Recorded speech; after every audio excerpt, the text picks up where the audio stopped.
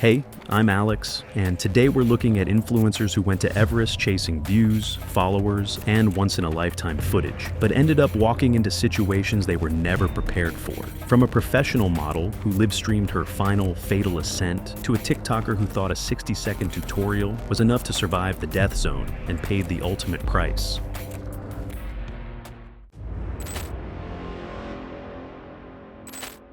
It was May 21st, 2017, on the southeast ridge of Mount Everest at roughly 28,000 feet, in a season that had packed dozens of climbers into the same narrow summit window. Alina Popa was 26 and worked part-time at a coffee shop in Bucharest, spending 2 years posting budget travel content to TikTok, averaging a few thousand views per clip. Everest was her breakout investment, most of her savings committed to the expedition. Physically, she had trained, and her prior guided summits included Kilimanjaro and Aconcagua. Her previous teammates described her as quiet but stubborn, compliant under supervision, inclined to cut corners when she felt she'd earned it. For me, it seemed like her goal wasn't just the summit. It was capturing the moment raw, which was her undoing. Filming above the balcony wasn't reckless in isolation. The fixed lines had become congested by early morning. Climbers queued in slow, frustrating increments. I think that for someone whose entire purpose on the mountain was documentation, standing still while her phone went unused was a genuine pressure. She filmed the delays, filmed other climbers, and periodically removed her oxygen mask to narrate in short, broken clips into the camera, reseating it each time with visible fumbling through her gloves, but never long enough for the regulator to fully stabilize.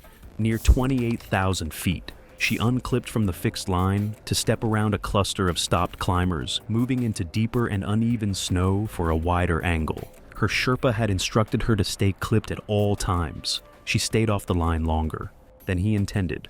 Her oxygen flow rate had already been raised to offset exertion, depleting her supply faster than planned. When she rejoined the line, the margin she had started with was already gone. I think that was the moment this story effectively ended, even if no one recognized it for another few hours. The southeast ridge at 28,000 feet is a narrow spine of wind-packed snow and exposed rock, with open sky pressing in from both sides and nothing to interrupt either the wind or the cold. On descent, the congestion worsened. A German climber positioned directly behind her, and her Sherpa both described her stopping repeatedly, not to rest, but to film, holding her phone toward other struggling climbers and removing her mask to speak into the frame. According to witnesses, her movements were still coordinated but slower and less precise than earlier. Then, near 27,500 feet, her pace dropped noticeably. She struggled to reclip her safety tether, fumbling the mechanism several times before it caught as her hands hesitated at the gate. The German climber heard her speak through the mask, and later told investigators he couldn't parse any of it. She removed her mask again to narrate. When she tried to reseat it, she couldn't manage the fit on the first 2 attempts, as the mask shifted against her face, covering and stiffened straps. Her Sherpa reached her and found ice forming along the valve and hose, with airflow becoming inconsistent under her breathing. The oxygen tank was nearly depleted. He tried to direct her toward descent. She continued holding the phone up, though the footage was brief and unsteady. The German climber watched the exchange while clipped in place with the line held tight, unable to move forward in the queue. I don't think she understood what was happening to her body, and I don't think anyone could have told her in a way that would have mattered. Then she went to her knees. Her hands became rigid, fingers curled and unresponsive. She was partially moved off the fixed line to clear passage for other climbers. Not a decision made lightly, but one that couldn't wait. Her phone was still loosely in her grip. A descending climber offered supplemental oxygen from his own supply. It was administered briefly but couldn't be spared beyond a few minutes. Her breathing became shallow and irregular. The Sherpa attempted repeatedly to rouse her. She no longer responded to commands or physical contact. The Sherpa radioed down at approximately 7:40 a.m. Supplemental oxygen was requested, but delayed by congestion on the fixed lines. Help reached her position well over an hour later, after slow movement through the line. She was already dead.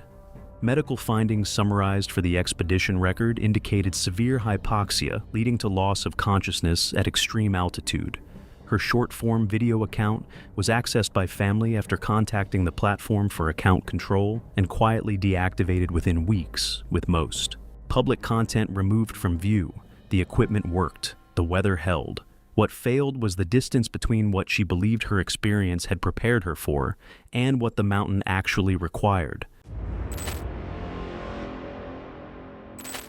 It was April 19, 2015, and Everest Base Camp at 17,600 feet was entering the critical preparation phase of the spring climbing season. 14 commercial expeditions filled the tent city sprawled across the Khumbu Glacier, their brightly colored domes clustered by company on broken ice. Prayer flags snapped in the wind, carrying the smell of juniper smoke from morning pujas and the sharp ozone scent of glacial ice. Early morning temperatures hovered near 20 degrees Fahrenheit, warming into the low 30s by midday as climbers moved between mess tents and heavy down jackets, reviewing weather forecasts and acclimatization schedules on solar-powered laptops. Among the climbers preparing for the first summit window was Vanessa Chen, a 28-year-old from Los Angeles with a combined social media following of 340,000 across Instagram and YouTube. Her content centered on fitness, lifestyle optimization, and aspirational living, built through carefully curated posts and motivational messaging. She monetized that audience through sponsorships with apparel, supplement, and gear companies, and her Everest expedition, partially funded by a $45,000 sponsorship package, was her most ambitious content project to date, requiring regular branded posts from high-altitude camps. Vanessa's mountaineering experience consisted of 2 guided climbs, Kilimanjaro, 18 months earlier, and Mount Rainier, 6 months after that, where she learned basic crampon use, ice axe arrest, and rope travel. Several mid-tier Everest operators rejected her application due to limited high-altitude experience, but a smaller Nepali company accepted her $65,000 payment with minimal vetting beyond insurance and liability waivers. Her primary Sherpa guide was Wangchu Nuru, 44, from Fortsy Village, a veteran of 17 Everest summits over a 20-year career. Years at altitude had weathered his face, and his guiding income supported an extended household, including his brother's family, after a fatal Manaslu avalanche. The $7,500 fee, split with a younger assistant, covered much of his annual earnings, much of it directed toward his oldest son's private schooling in Kathmandu.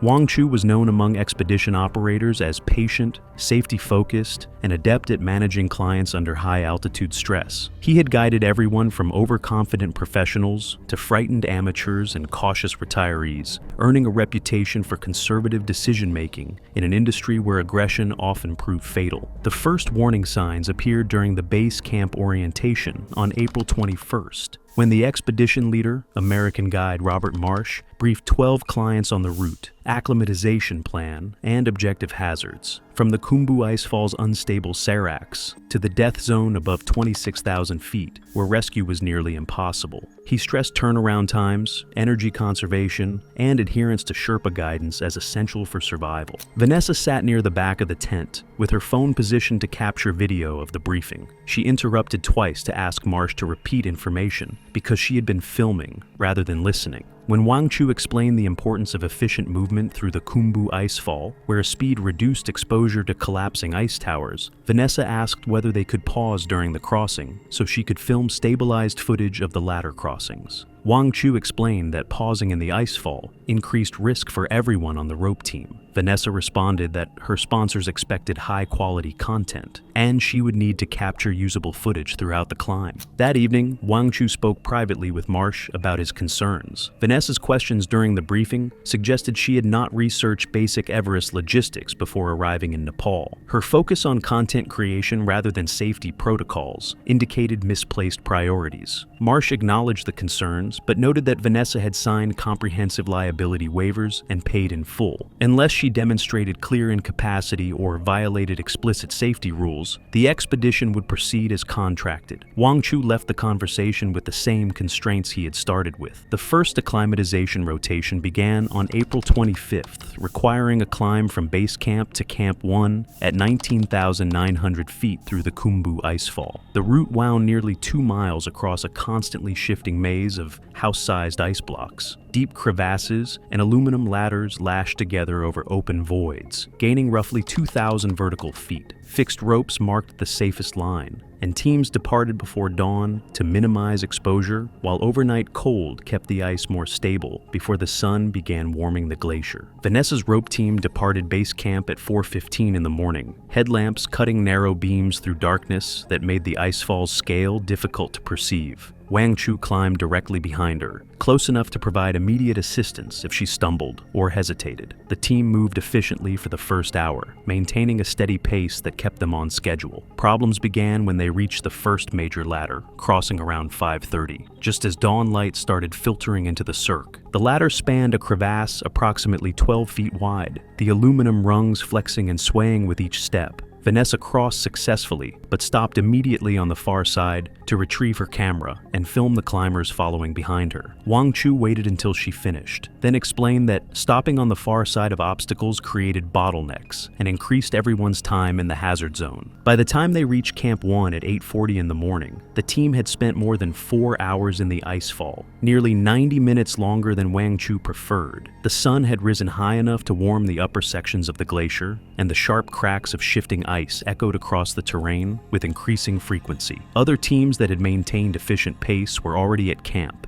melting water and resting. Vanessa immediately began filming a video selfie describing the icefall crossing, her narration emphasizing the danger and her mental toughness rather than acknowledging the delays she had caused. During the rest period at Camp 1, Wang Chu checked Vanessa's oxygen saturation using his pulse oximeter. The reading showed 78% at 19,900 feet, which fell within acceptable range for an acclimatizing climber, but was lower than ideal for someone at this early stage. He asked about her hydration and sleep quality the previous night. She responded that she had slept poorly, common at altitude, but felt strong. Her confidence did not match what Wang Chu had observed during the climb. Her breathing had been labored during the steeper sections, and her pace had slowed noticeably in the final hour before reaching camp. The team descended to base camp later that afternoon, and Vanessa posted edited video footage that evening showing dramatic shots of ladder crossings and ice formations. The post generated significant engagement, more than 15,000 likes within 3 hours, and hundreds of comments praising her courage. The caption described the icefall as the most dangerous section of the climb and positioned her successful crossing as evidence of proper preparation and mental fortitude. The post made no mention of Wang Chu or the other Sherpas who had fixed the ropes, installed the ladders, and guided her through the route.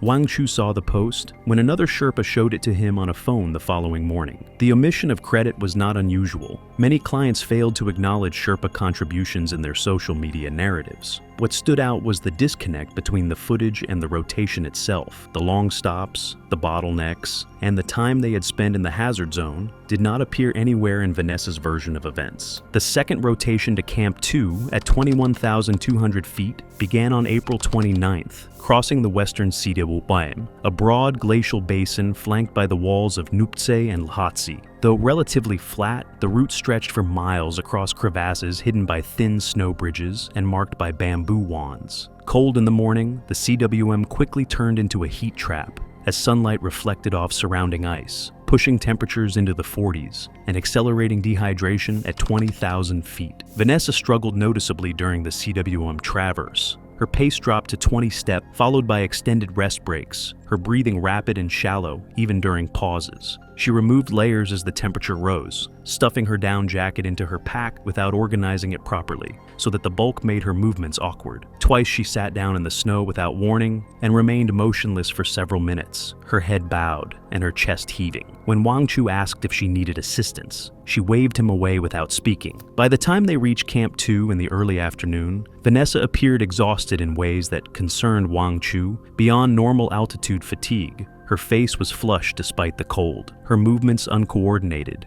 and her speech slightly slurred when she asked where her tent was located. He helped her to her assigned tent, ensured she had water bottles to melt for hydration, and checked her oxygen saturation. The reading showed 71%, a concerning drop from the previous rotation. Wang Chu explained carefully that declining oxygen saturation indicated her body was struggling to acclimatize. Continuing upward with numbers trending in the wrong direction increased the risk of high-altitude pulmonary edema, or cerebral edema, fluid accumulation in the lungs, or swelling in the brain that could progress to incapacitation and death within hours. He recommended she rest at Camp 2 for an additional day before attempting to climb higher, allowing her body more time to adapt. Vanessa's response was immediate and sharp. She had paid for a summit attempt and would not jeopardize her timeline because of conservative risk assessment. Other climbers in the expedition were continuing their rotations on schedule, and she expected the same support. Wang Chu attempted to explain that oxygen saturation measurements were objective data, unrelated to determination or mental toughness. Physiology at altitude followed patterns that could not be overcome through willpower alone. Vanessa ended the conversation by stating that she would discuss any concerns with Marsh directly and retreating into her tent. That evening, Vanessa radioed Marsh to complain that Wang Chu was being overly cautious and undermining her confidence. Marsh backed Wang Chu's assessment, but reiterated that, having signed liability waivers, the final decision to continue was hers. The compromise was a rest day at Camp 2, after which Vanessa would attempt Camp 3 with Wang Chu, accompanying her and supplemental oxygen available if needed. During the rest day, Vanessa remained in her tent, editing video content and responding to social media comments. Other climbers spent the day hydrating, eating high-calorie meals, and resting their bodies in preparation for higher altitudes. When Wang Chu checked on her mid-afternoon, she was working on her laptop rather than sleeping. Her oxygen saturation had improved slightly to 74%. Continuing upward was not medically contraindicated, but still low enough that Wang Chu remained concerned. The climb to Camp 3 on May 2nd revealed the full extent of Vanessa's inadequacy. The route from Camp 2 required ascending the lower section of the Lhotse face, a steep wall of blue ice that rose at angles between 40 and 50 degrees. Fixed ropes provided security, but the climbing demanded sustained leg strength, cardiovascular endurance, and technical crampon skills that altitude steadily eroded. The vertical gain to Camp 3 was approximately 2,300 feet, and strong climbers typically reach the camp in 4 to 5 hours. Vanessa required 8 hours and 20 minutes. Wang Chu stayed with her throughout the ascent, watching her deterioration with mounting alarm. She stopped every 25 to 30 feet, her legs trembling visibly between efforts, her breathing so rapid and shallow that she appeared to be hyperventilating. Her crampon technique, already imperfect during lower rotations, became dangerously sloppy. She crossed her feet while traversing, caught her front points on her opposite pant leg twice, and at one point nearly lost her balance when her crampon scraped across hard ice without biting properly. Around 22,500 feet, Vanessa stopped moving for nearly 10 minutes without explanation. She stood clipped to the fixed line, staring at the ice wall above her without attempting to climb. When Wang Chu asked if she was able to continue, she did not respond immediately. When she finally spoke, her words came slowly and without the sharpness that had characterized her earlier responses. She stated that she just needed a moment to rest and would continue shortly. The delayed processing and the flatness in her delivery matched the cognitive slowdown Wang Chu had seen in clients sliding into serious hypoxia. When they finally reached Camp 3 at 23,500 feet, Vanessa collapsed into her tent without helping to organize gear or melt water. Wang Chu checked her oxygen saturation and found it had dropped to 67%, despite the supplemental oxygen she had been using during the final 2 hours of climbing. He radioed Marsh immediately and stated clearly that Vanessa needed to descend. Her oxygen levels, combined with confusion and coordination problems, suggested the early stages of cerebral edema. Waiting for symptoms to worsen would make descent impossible and death likely. Marsh asked to speak with Vanessa direct. The conversation occurred via radio with Wang Chu present, and Vanessa insisted she felt fine, despite obvious evidence otherwise. She acknowledged the climb had been difficult, but attributed this to normal altitude effect. She planned to rest overnight and descend the following morning as part of the rotation cycle. Marsh accepted this plan with the condition that Wang Chu would monitor her closely and initiate immediate descent if her condition worsened during the night. Vanessa descended the following morning, but time at base camp failed to restore her, Over the next 10 days, as other climbers cycled upward, she remained visibly depleted, losing weight in her face and hands, moving slowly, and showing fatigue that rest did not correct. Wang Chu raised concerns with Marsh twice, but each time Marsh deferred to Vanessa's insistence on continuing, citing acceptable oxygen readings at base camp and the absence of acute altitude illness. The weather window opened on May 16th. Meteorological forecasts predicted a 48-hour period of reduced winds and clear skies beginning May 18th. Expedition teams across base camp finalized summit push plans, and the mountain became crowded with climbers moving upward through the rotation of camps. Vanessa insisted on joining the push despite having shown no improvement in her physical condition. If anything, she appeared weaker than during her previous rotations, but her determination had not wavered. The climb from base camp to Camp 4 took 3 days with overnight stops at Camps 2 and 3. Vanessa moved through the lower camps on depleted reserves, her pace mechanical and her focus distant. At Camp 4 at 26,000 feet, Wang Chu checked her oxygen one last time before the summit push. With the mask sealed and flow set at 4 liters per minute, her saturation hovered in the high 60s, dangerously low and close to collapse with any added strain. Wang Chu made his final attempt to prevent what he knew was going to happen. He sat beside Vanessa in her tent while wind hammered the fabric and explained in detail what the numbers meant. Her body was not processing oxygen adequately. The summit was still 3,000 vertical feet above them, and every step higher would worsen her hypoxia. If her brain swelling progressed, she could lose coordination and consciousness somewhere above 27,000 feet, and at that altitude rescue was impossible. He asked her directly to descend while she still possessed the physical capacity to walk. Vanessa's response came without hesitation. She had paid $65,000 and trained for 18 months. She had sponsors expecting summit content. She had 340,000 followers who had watched her journey and would see her quit if she descended now. She was continuing to the summit, and Wang Chu could either support that decision or she would find another Sherpa. The threat was delivered calmly, without anger, which made it more disturbing than if she had shouted. The summit push left Camp 4 at 11 p.m. on May 18th, with Vanessa climbing between Wang Chu in front and a younger assistant, Ong Dorje, behind. Temperatures with wind chill dropped to minus 38 degrees Fahrenheit, but skies stayed clear and winds manageable. For the first 90 minutes, she held pace on the southeast ridge, oxygen flowing at 4 liters per minute and layers holding warmth, while Wang Chu tracked the subtler signs, lengthening pauses, delayed hand movements on the rope, and steps drifting off the packed line. Above the balcony at 27,600 feet, the deterioration became undeniable. Vanessa's rest stops extended from 30 seconds to 2 minutes, then longer. Her answers to simple questions slowed, then arrived with missing pieces, as if her brain needed extra time to assemble basic thoughts. The confusion that had flirted with her on the Lhasa face returned sharper in the dark. Only after that did the second warning sign take over. Her breathing began to sound wet and strained, each exhale carrying a faint rattle that suggested fluid was starting to accumulate in her lungs as effort and altitude overwhelmed her. She stumbled repeatedly, catching herself on the fixed rope with increasingly delayed reactions.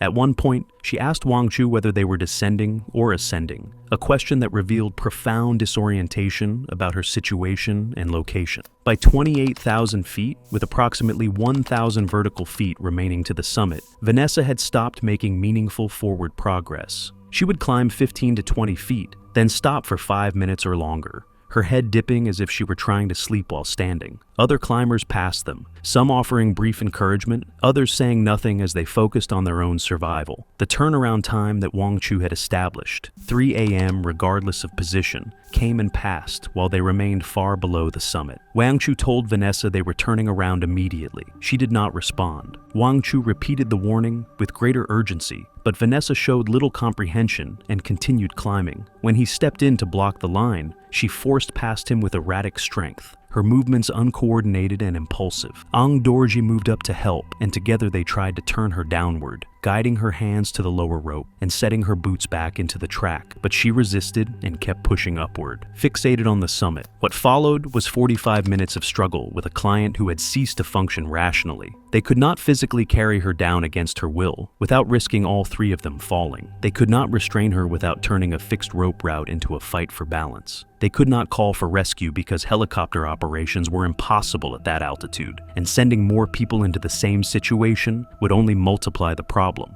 Before making the decision to leave, Wang Chu and Ang Dorje did what experienced high-altitude guides do when there are no good options left. They shortened Vanessa's tether and clipped it directly to the fixed line in a way that reduced slack and fall potential. They checked her Jumar and carabiners by touch in the dark, ensuring she was attached with redundancy. They seated her as securely as the slope allowed, pressing her down into the track so her body weight settled instead of tipping. Wang Chu positioned her oxygen mask again, verifying the seal as best he could with numb fingers, then turned the regulator to confirm flow. Then Wang Chu guided her hands to the rope below and stepped down first, showing the direction with his body. For a few seconds, she followed, taking 2 clumsy downward steps. Then she stopped, lifted her headlamp toward the ridge above, and started to climb upward again, moving away from the downline despite the repositioning. With nothing left that could be done safely on that slope, Wang Chu and Ang Dorje descended. Wang Chu made the last attempt as they went, moving a few steps down and stopping long enough to see if she would follow. When she didn't, they continued. Vanessa continued climbing upward. The last time Wang Chu saw her, at approximately 3:50 a.m., she was moving slowly up the fixed ropes toward the summit ridge, her headlamp beams swinging erratically with each movement. He watched until other climbers obscured his view, then continued descending with Ang Dorje. Both men were experiencing their own hypoxia and exhaustion, and staying longer would have left them exposed in the same narrowing margin that had already trapped their client. Vanessa Chen was reported missing when she failed to return to Camp 4 by mid-morning on May 19th. Radio traffic from the upper mountain turned into a rolling inventory of partial sightings and empty confirmations. Climbers who had passed a headlamp above 28,000 feet before dawn, teams who turned around at first light, and descent lines clogged with exhausted people who could only describe what they had seen in fragments. No one could confirm a summit. No one could confirm a turnaround. Above 26,000 feet, search meant scanning the route while trying to stay alive, and the weather window that had carried the summit wave began closing behind the last descending teams. Over the next 2 days, expedition leaders coordinated checks through the usual bottlenecks, the balcony, the South Summit Ridge, and the traverses where climbers tended to stop and rest. Sherpas moving loads down for rope work and cache cleanup scanned the track and the fixed line as they passed, looking for a headlamp, a figure moving, anything that suggested she was still capable of descent. What came back was silence and negative sightings. By May 21st, the mountain had shifted from rescue language to recovery language, because time in the death zone removed options with every hour that passed. On May 22nd, Sherpas descending from work higher on the route found Vanessa's body near the track beside the fixed line, her safety tether still clipped in. She was already dead. Her oxygen bottle was empty, and her position indicated she had sat down to rest and never stood back up. In temperatures near -40 degrees Fahrenheit, loss of consciousness would have been followed by fatal hypothermia within a short period. Recovery was delayed until conditions stabilized. Then a small Sherpa team lowered her in short, controlled drops through terrain, where carrying wasn't possible. During the operation, Wang Chu's crampon snagged and he slammed into the slope, fracturing his ankle and wrenching his knee. The injury ended his high-altitude guiding career, and he retired to forts, later opening a small trekking supply shop with company compensation. The younger Sherpas involved finished the season, but declined future assignments with underqualified clients. Vanessa's final Camp 4 post, captioned as if the summit was hours away, pulled more than 50,000 likes. It was April 3rd, 2025, and Elena Ray Alonso Martin stood there with her phone raised, framing the mountain behind her as she introduced her followers to the sheer scale of what she was about to attempt. But before any of that, before the climb, before the footage, before things started to go wrong, you need to understand who she was, because that context matters more than anything that comes next. Her name isn't something I'm gonna keep repeating out of respect for her family, but she was 26, she was Spanish, and she had built a decent following on TikTok doing hiking content. Think nature shots, summit selfies, that kind of stuff. She had this tough girl energy that people genuinely loved. She wasn't the polished, filtered influencer type. She was more raw, more real, and that's exactly why people connected with her. But here's the thing, before all of that, her life had kind of fallen apart. About 2 years before Everest, she went through a really rough patch. Her long-term relationship ended, and not in a clean way. She had cheated on her boyfriend, he found out, and he left. And then, almost like the universe was piling on, she lost her job around the same time. For close to 2 years after that, by all accounts from people who knew her, she was kind of just drifting. No clear direction, no real purpose. And I'm not saying any of that to judge her. Honestly, I think a lot of us have been in some version of that place, where you don't really know who you are or what you're supposed to be doing. It's a genuinely uncomfortable place to sit in. What pulled her out of it eventually was the mountains and TikTok. She started hiking. She started, seriously, filming it, posting it, and the response gave her something she hadn't felt in a long time. Identity, direction. People called her brave, inspiring. After 2 years of feeling lost, that kind of feedback is powerful, maybe even addictive. Here's where you need to pay attention, because this part gets overlooked. Her content followed a clear escalation pattern. She started with Picos de Europa, beautiful, manageable mountains in northern Spain. Then Montserrat, the jagged range in Catalonia. Then Sierra Nevada, higher elevation, more demanding. Each step felt natural, even impressive. Her followers grew, the praise got louder, but there was something hiding in plain sight. She had no real technical training. Her gear was functional, but not what serious mountaineers would call appropriate. She was leveling up the mountains without leveling up the skills, and her followers didn't see that. They saw the views, the confidence, the aesthetic. Nobody asked about her, a technique. They just told her she was incredible, that she should keep going. Exactly what she likely wanted to hear. That feedback loop is dangerous. I think about it a lot, even with my own channel. The audience rewards the result, not the process. And sometimes, the process gets skipped. This is the moment I keep coming back to, the turning point. In Sierra Nevada, she was filming. She left the marked trail to get a better angle. That's such a TikTok thing, right? The shot matters more than the path. So she climbed onto an unstable rock section for the perfect frame. She slipped, she slid. She stopped herself at the last second. The injury was minor, cuts and bruises, but it was real, a genuine scare. Her body had just told her clearly that she made a dangerous call, and what did she do? She posted it, laughed it off on camera. The video did well. People thought it was funny, thought it proved how tough she was. And that moment, right there, reframed a near disaster into a personality trait. She falls and laughs. She's fearless. But fearless and reckless aren't the same. In Sierra Nevada, she learned the wrong lesson. Not, I need training, but I can handle it. The TikTok metrics agreed. The mountain eventually would not. According to her friends, it happened late at night. She was scrolling TikTok when she saw a video about climbing Everest. We don't know what was in it. Maybe a summit shot, maybe someone else's triumph, but it clearly hit something deep. She reposted it. That sounds like nothing. People repost things all the time. But here's the detail that made this particular repost so haunting. After her death, when people started going back through her account trying to understand her, they found that out of everything she had ever shared or reposted on TikTok, that Everest video was the only repost on her entire account. Think about that for a second. She saw one video, she shared it, and then she started making plans. I'm not saying TikTok killed her, that's too simple. But I do think that one late night scroll session planted a seed in someone who was already hungry for the next peak, the next milestone, the next story to tell. Okay, so this is important because a lot of people assume that climbing Everest requires years of documented mountaineering experience and some intense vetting process. And while that's true for the most demanding, self-supported expeditions, there's another side to this industry that doesn't get talked about enough. She didn't go rogue. She didn't sneak onto the mountain. She booked a commercial Everest expedition. Her parents, who were described as financially comfortable, helped fund it, and we're talking real money here. These packages typically run somewhere between $40,000 and $70,000, depending on the company and what's included. And here's the uncomfortable truth about some of these commercial operations. If you can pay, you can go. Not all of them. There are reputable guiding companies with strict experience requirements, but there are also others that, let's be honest, are running a business. They provide Sherpas, oxygen tanks, fixed ropes along the established route, and base camp support. And for that price tag, some of them are willing to bring along clients who don't exactly have a resume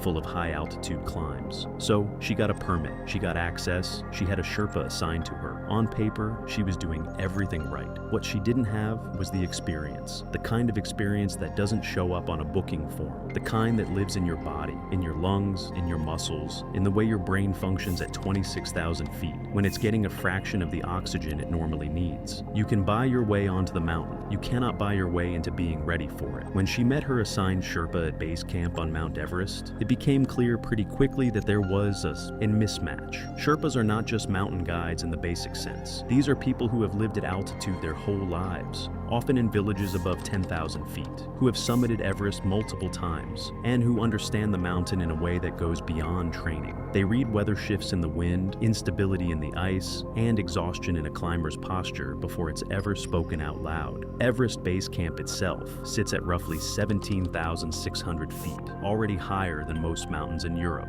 Even standing there, doing nothing, your body is under stress. Oxygen levels are about half of what they are at sea level. People lose their appetite. Sleep becomes shallow. Headaches are common before the climb has even really started. And above base camp is the Khumbu Icefall, a constantly shifting maze of ice towers and deep crevasses that climbers have to cross using ladders and fixed ropes. It's one of the most dangerous sections of the entire route. Not because it's technically complex, but because it's alive. It moves. Her Sherpa noticed immediately. She was inexperienced. She was confident in a way that didn't match what he was seeing. Later, people who knew him reconstructed the general shape of their early conversations. And what came through was that he raised questions about her preparation and her background early on. Her response essentially was to reassure him. She had done mountains before. She was fit. She could handle it. I want to be really clear here. This isn't a story about a villain. Her Sherpa was doing his job, doing it well, and trying to look out for someone in his care. And she wasn't lying. She had done mountains before. She just didn't fully grasp the difference between the mountains she had done and the one she was standing at the base of.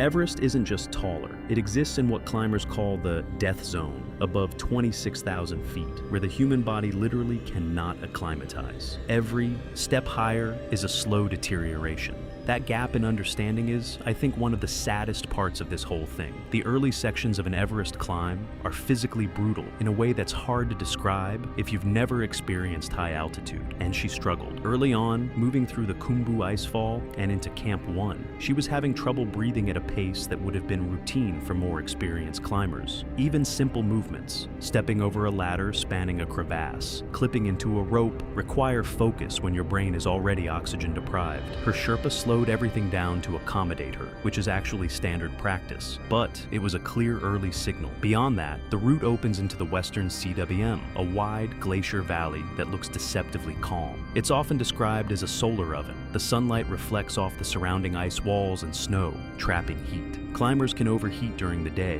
and then face freezing temperatures just hours later. It's physically disorienting. Hot, cold, dehydrated, exhausted, all at once. And that kind of stress compounds fast if your body isn't adapting. Then, higher up toward Camp 2 and beyond, it got worse. She developed a headache. Not a, I need some water and an aspirin headache. The kind that settles behind your eyes and doesn't leave. Nausea followed. Then a kind of full-body weakness that altitude sickness produces in people whose bodies aren't adapting well to the thin air. At those elevations, this isn't just discomfort. It's the early stages of something that can turn fatal. High-altitude cerebral or pulmonary edema, where the brain or lungs begin to swell. Her body was sending every distress signal it had. The mountain was communicating clearly, and I think part of her knew, because how could she not, that something was wrong. But here's where the TikTok piece comes back in, and this is the part that really gets to me. At some point during the climb, likely somewhere above Camp 2, as they prepared to push higher toward the Lhotse face, a steep wall of blue ice that requires fixed ropes and precise footing, she insisted on going live. This is a detail that sticks with me.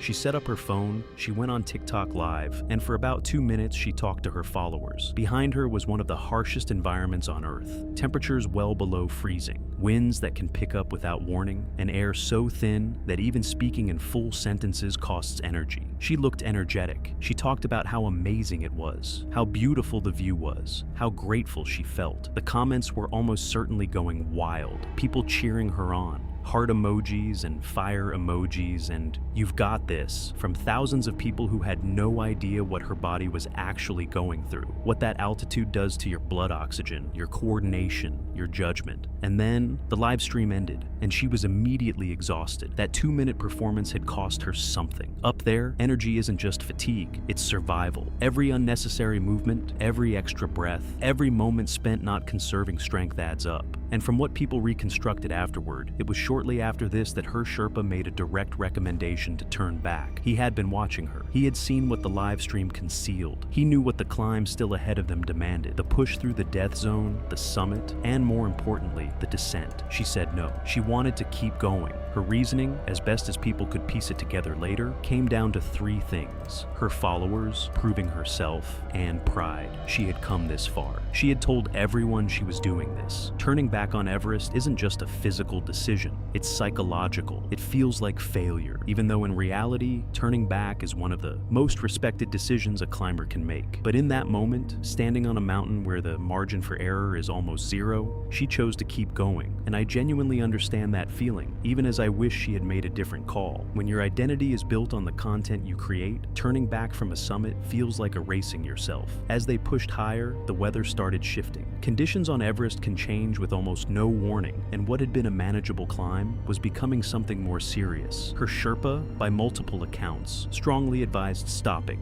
He was direct about the risk. He specifically pointed to her physical condition, the altitude sickness symptoms, the exhaustion, the pace she had been keeping, and told her that continuing in that state was genuinely dangerous. She chose to continue, and here's the thing that makes this story so complicated. She actually reached the summit, against everything her body was telling her, against the weather, against the advice of someone who knew that mountain better than almost anyone on Earth. She made it to the top of Everest. She filmed it. She was emotional and triumphant, and she hugged her Sherpa, and she stood at the highest point on the planet. I want to sit with that for a second, because it's important. She wasn't delusional. She wasn't just someone who stumbled onto the mountain without any capability whatsoever. She made it to the summit of Everest. That's real. That happened. But summiting Everest is only half the story, and it's not the half that kills people. The majority of deaths on Everest don't happen on the way up. They happen on the way down. And this is something that a lot of people, including it seems a lot of people who book commercial expeditions without sufficient experience, don't fully internalize until they're in it. Here's why the descent is so deadly. By the time you reach the summit, you have burned through enormous amounts of energy, you're operating on low oxygen, your body is breaking down,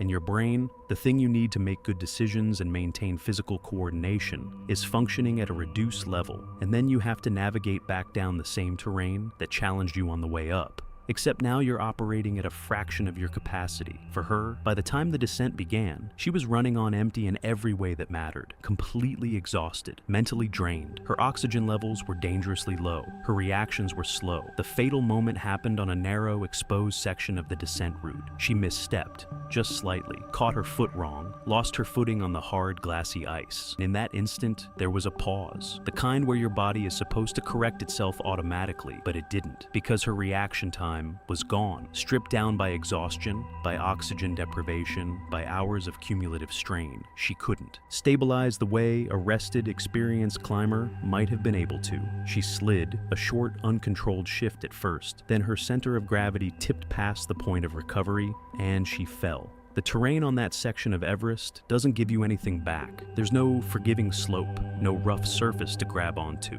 Nothing like the Sierra Nevada slip she once walked away from. It just drops, steep, cold, absolute. Her Sherpa, who had been tracking every step she took on the descent and staying within reach, reacted immediately. But even immediate isn't fast enough when gravity takes over on that kind of terrain. She was gone before any real rescue attempt could be mounted. At that altitude, in those conditions, above 26,000 feet, where helicopters can't reliably operate, where even standing still for too long drains the body. There was no window, no second chance, no realistic intervention. The mountain doesn't pause. It doesn't allow for it. The expedition team recovered what they could and documented the incident the way these situations are formally handled on Everest, with a kind of clinical efficiency that feels brutal, but is really just the reality of what that mountain demands of everyone on it. Back online, her parents took her TikTok account offline, but before they did, the internet had already found what it was looking for. Her followers grew after her death. One of those deeply uncomfortable patterns of social media that says something uncomfortable about how we consume tragedy. And people going back through her content found two things: the Everest repost, sitting alone as the only thing she had ever shared from someone else's account, and the old risky content, the Sierra Nevada slip, the moments where she had laughed off things that shouldn't have been laughed off. Her Sherpa, in an interview afterward, said that she was determined. determined, and that determination is not the same as experience. He also said that he had warned her about the descent specifically, because that is where people don't realize how dangerous Everest really is. Her mother said that her daughter had finally found something that gave her peace, and then she said that she just wished it wasn't that mountain. This isn't a story about TikTok being evil. It's a story about what happens when the feedback you get from the internet starts to feel more trustworthy than the feedback you get from your own body, your own preparation, and the people who actually know what they're talking about. Everest is not a trend. It's not a TikTok challenge. It's not the next level after Sierra Nevada. It requires years of progressively harder climbs, technical training, physical preparation, and a level of respect for the environment that goes way beyond any number of followers or any amount of money. It was July 28, 2016, on the upper face of K2 in northern Pakistan, at 26,200 feet above sea level, a place that has taken more lives per summit attempt than almost any other mountain on Earth. Maris Cho was a 29-year-old content creator on TikTok from Alberta, Canada. The previous year, she had summited Everest via a fully guided commercial expedition, and with the way the story went, I think that achievement had changed how she understood her own ceiling. She had since built her TikTok around it, posting gear shots and summit photographs.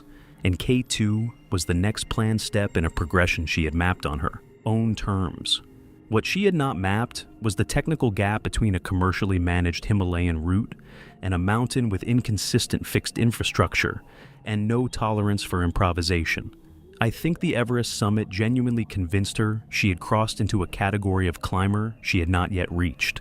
That is not a character flaw. K2 simply does not negotiate on that point. Her guide had flagged her ascender technique on lower sections earlier in the day. She consistently seated the device at an angle rather than fully engaging the cam against the rope. She adjusted briefly each time and continued upward without resolving the underlying habit. At a rest stop below the bottleneck, she filmed a short clip from an exposed position with the valley floor thousands of feet below, unclipping briefly from one line while repositioning to the next, fixed segment before reattaching. A nearby climber later told investigators it was the kind of casual behavior that made experienced alpinists uneasy. The guide warned her specifically about the bottleneck's transition sequence before she entered: non-continuous fixed lines requiring independent clip management on near vertical ice. She acknowledged him and proceeded. The bottleneck is a narrow couloir pressed between K2's upper shoulder and a Sirac band that releases ice with no warning onto everything below. A climber 30 feet below Maris on the slope noticed her clip her ascender to the line at an angle, the cam not fully seated, before she weighted it and began moving upward. Her crampons were not biting consistently. He described her left foot skating slightly before catching. She jerked downward once as her weight shifted unevenly. Instead of stopping to reset the device, she pushed upward again, immediately. Her crampon failed to bite on the next step. She swung outward from the slope, and the ascender slipped down the rope as the cam failed to bite under load. The climber below watched her. Reach for the rope with both gloved hands. She could not hold it. A second fixed line ran approximately 2 feet to her left, and to my surprise, she was not clipped into it. She began sliding. Witnesses described the first few seconds as almost slow, as if she might still catch something.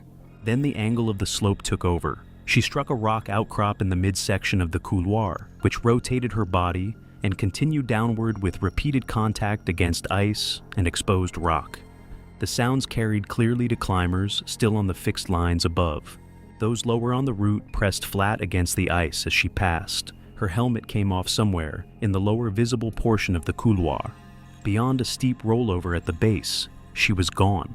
I have looked at photographs of that section of the mountain many times since researching this. There is nothing soft about it. There is nowhere to stop. A climber on the fixed line radioed base camp within minutes. A descent team attempted visual confirmation within 2 hours, but the terrain configuration and continued Serac hazard above made access to the fall zone impossible. No recovery was attempted. Medical findings reconstructed from the fall path and last confirmed point of contact indicated fatal blunt force trauma to the skull and thoracic cavity, consistent with multiple high-velocity impacts against ice and rock during an uncontrolled descent of several hundred vertical feet. No equipment malfunction was identified. The ascender functioned correctly under proper use. In the months that followed, her family submitted formal removal requests to the platform hosting her account. Reposts were taken down. The account was memorialized for a time, then removed entirely.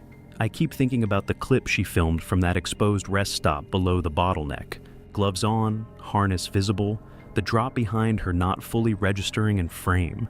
She had built genuine confidence on a foundation that looked solid from the outside, and no one had made the difference between Everest and Kay to feel real to her before that morning. That distinction cost her everything, and it is worth being honest about that, even if it changes nothing now. It was September 22nd, 2016, and Manaslu Base Camp sat at 15,750 feet on a broad glacial shelf at the head of the Samagayan Valley. The monsoon had not fully released its grip on the Himalayas, and low clouds clung to the ridgelines most mornings, burning off by midday to reveal Manaslu's north face, an enormous sweep of snow, rock, and hanging ice that rose more than 11,000 vertical feet from where the tents were pitched. The air carried the smell of damp stone and glacier melt, and wind moved through camp in irregular gusts that rattled guy lines and sent prayer flags snapping against a sky that couldn't decide between gray and blue. Compared to Everest, Manaslu Base Camp was quiet. Roughly 70 climbers occupied the site across 6 commercial expeditions, their tents grouped in loose clusters separated by boulder fields and snowmelt channels. Generators hummed from the larger mess tents, and radio chatter drifted between camps in a mix of Nepali, English, and Korean. The climbing season was just beginning. Ropes were still being fixed on the upper mountain, and the first acclimatization rotations hadn't started. Among those settling into base camp were Brooke Callahan and Jenna Hart, both from San Diego, 27 and 26 years old, respectively, and both carrying the kind of fitness that looked impressive on camera, but had never been tested above 20,000 feet. Brooke had built a combined social media following of roughly 75,000 across Instagram and YouTube through fitness content, lifestyle optimization posts, and aspirational messaging that positioned every challenge as a narrative of personal triumph. She monetized that audience through sponsorships with activewear, supplement, and gear companies, and the Manaslu Expedition, partially funded by a $10,000 sponsorship package from a mix of smaller activewear and supplement brands, requiring regular branded posts from altitude, was her most ambitious content project to date. Jenna was Brooke's best friend and content partner, with a following of approximately 40,000 built largely through association with Brooke's brand. Where Brooke was assertive and decisive, Jenna was quieter, more cautious by instinct, and consistently deferential to Brooke's judgment. The dynamic between them had worked well in every context where confidence and energy were enough to carry results. Mountaineering above 26,000 feet was not one of those contexts. Their climbing experience was thin. Both had summited Kilimanjaro together 14 months earlier, a guided trek that required endurance but no technical skill. Brooke had completed a basic mountaineering course on Rainier afterward, learning crampon use, ice axe arrest, and rope travel over 2 days of instruction. Jenna had climbed Island Peak in Nepal 6 months before Manaslu, a guided ascent to 20,305 feet that represented her only Himalayan experience. The Island Peak summit gave both women a reference point that would prove dangerously misleading. 20,305 feet and 26,781 feet were separated by more than 6,000 vertical feet, where the rules of human physiology changed completely. But from base camp, that difference existed only as a number. They had applied to several Everest operators initially, but Brooke redirected to Manaslu after 2 rejections cited insufficient experience.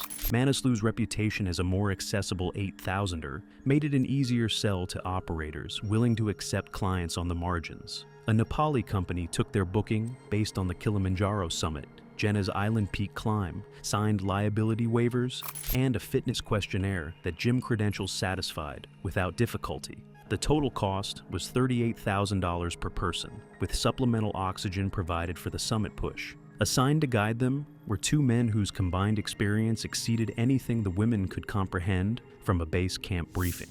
Kancha Thendu was 41, originally from Bung village in the Solukhumbu district, with 17 years as a high-altitude guide, 6 Everest summits, and 4 Manaslu summits. He He was known within the guiding community as deliberate and observant, the kind of guide who read clients within days and adjusted his expectations accordingly. He supported aging parents in Bung and a wife in Kathmandu, recovering from gallbladder surgery, whose medical bills had consumed most of the previous season's earnings. Furba Chaitan was 36, from Gudel in the Kotang district, with 12 years of experience and 3 Manaslu summits. More vocal than Kancha, blunt with clients in a way that some appreciated and others resented. He carried a directness born from years of watching people underestimate mountains and overestimate themselves. He supported 2 younger siblings whose school fees in Kathmandu depended entirely on his seasonal income. Both men understood the economic architecture of their profession, the fee structure that made walking away from a client financially ruinous, the operator relationships that could end a career if a guide was labeled difficult, and the reality that every season required balancing professional judgment against the constraints that kept their families fed. Kancha was assigned to Brooke. Furba was assigned to Jenna.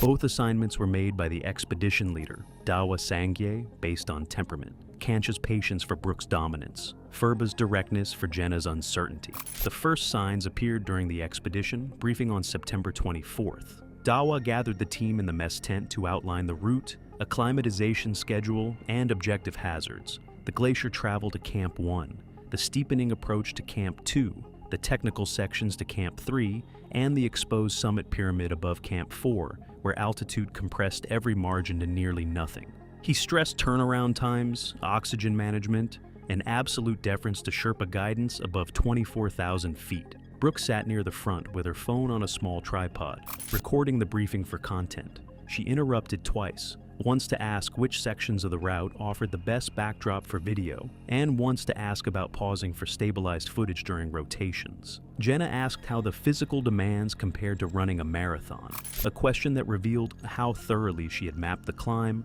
onto a fitness framework that did not apply. Dawa explained that altitude was not a fitness test, that the strongest body in the world still required weeks of gradual adaptation, that cardiovascular conditioning helped, but could not override the physics of oxygen pressure at extreme elevation. Across the tent, Kancha caught Furba's eye. Neither man spoke. The look carried 17 and 12 years of watching clients arrive with confidence built on the wrong foundation. Over the following days, Brooke and Jenna established a routine that other climbers noticed. Between rest periods, they performed workout circuits outside their tents, push-ups, resistance bands, bodyweight squats, and filmed the sessions for social media. The posts framed the workouts as evidence of preparation, captioned with messages about discipline and mental toughness at altitude. Other climbers watched with reactions ranging from amusement to open concern.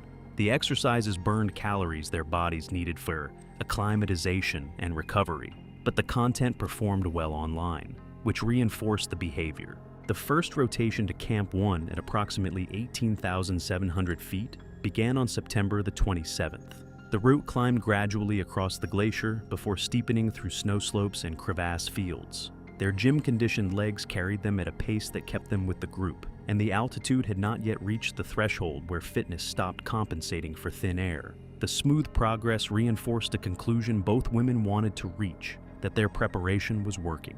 Kancha watched Brooke stop 4 times to film. Selfie narration, wide shots of the glacier, footage of her boots in the snow. Each stop lasted 2 to 4 minutes and broke the rhythm that efficient climbing required. At this altitude, the delays cost time, but not safety. Higher up, the calculation would change. Jenna's breathing was audibly labored on the steeper sections, her inhales sharp and fast. Furba noted the sound without comment. First rotations often revealed a climber's ceiling, and what he heard suggested Jenna's was lower than she believed. The second rotation to Camp 2, at approximately 21,000 feet, changed the equation.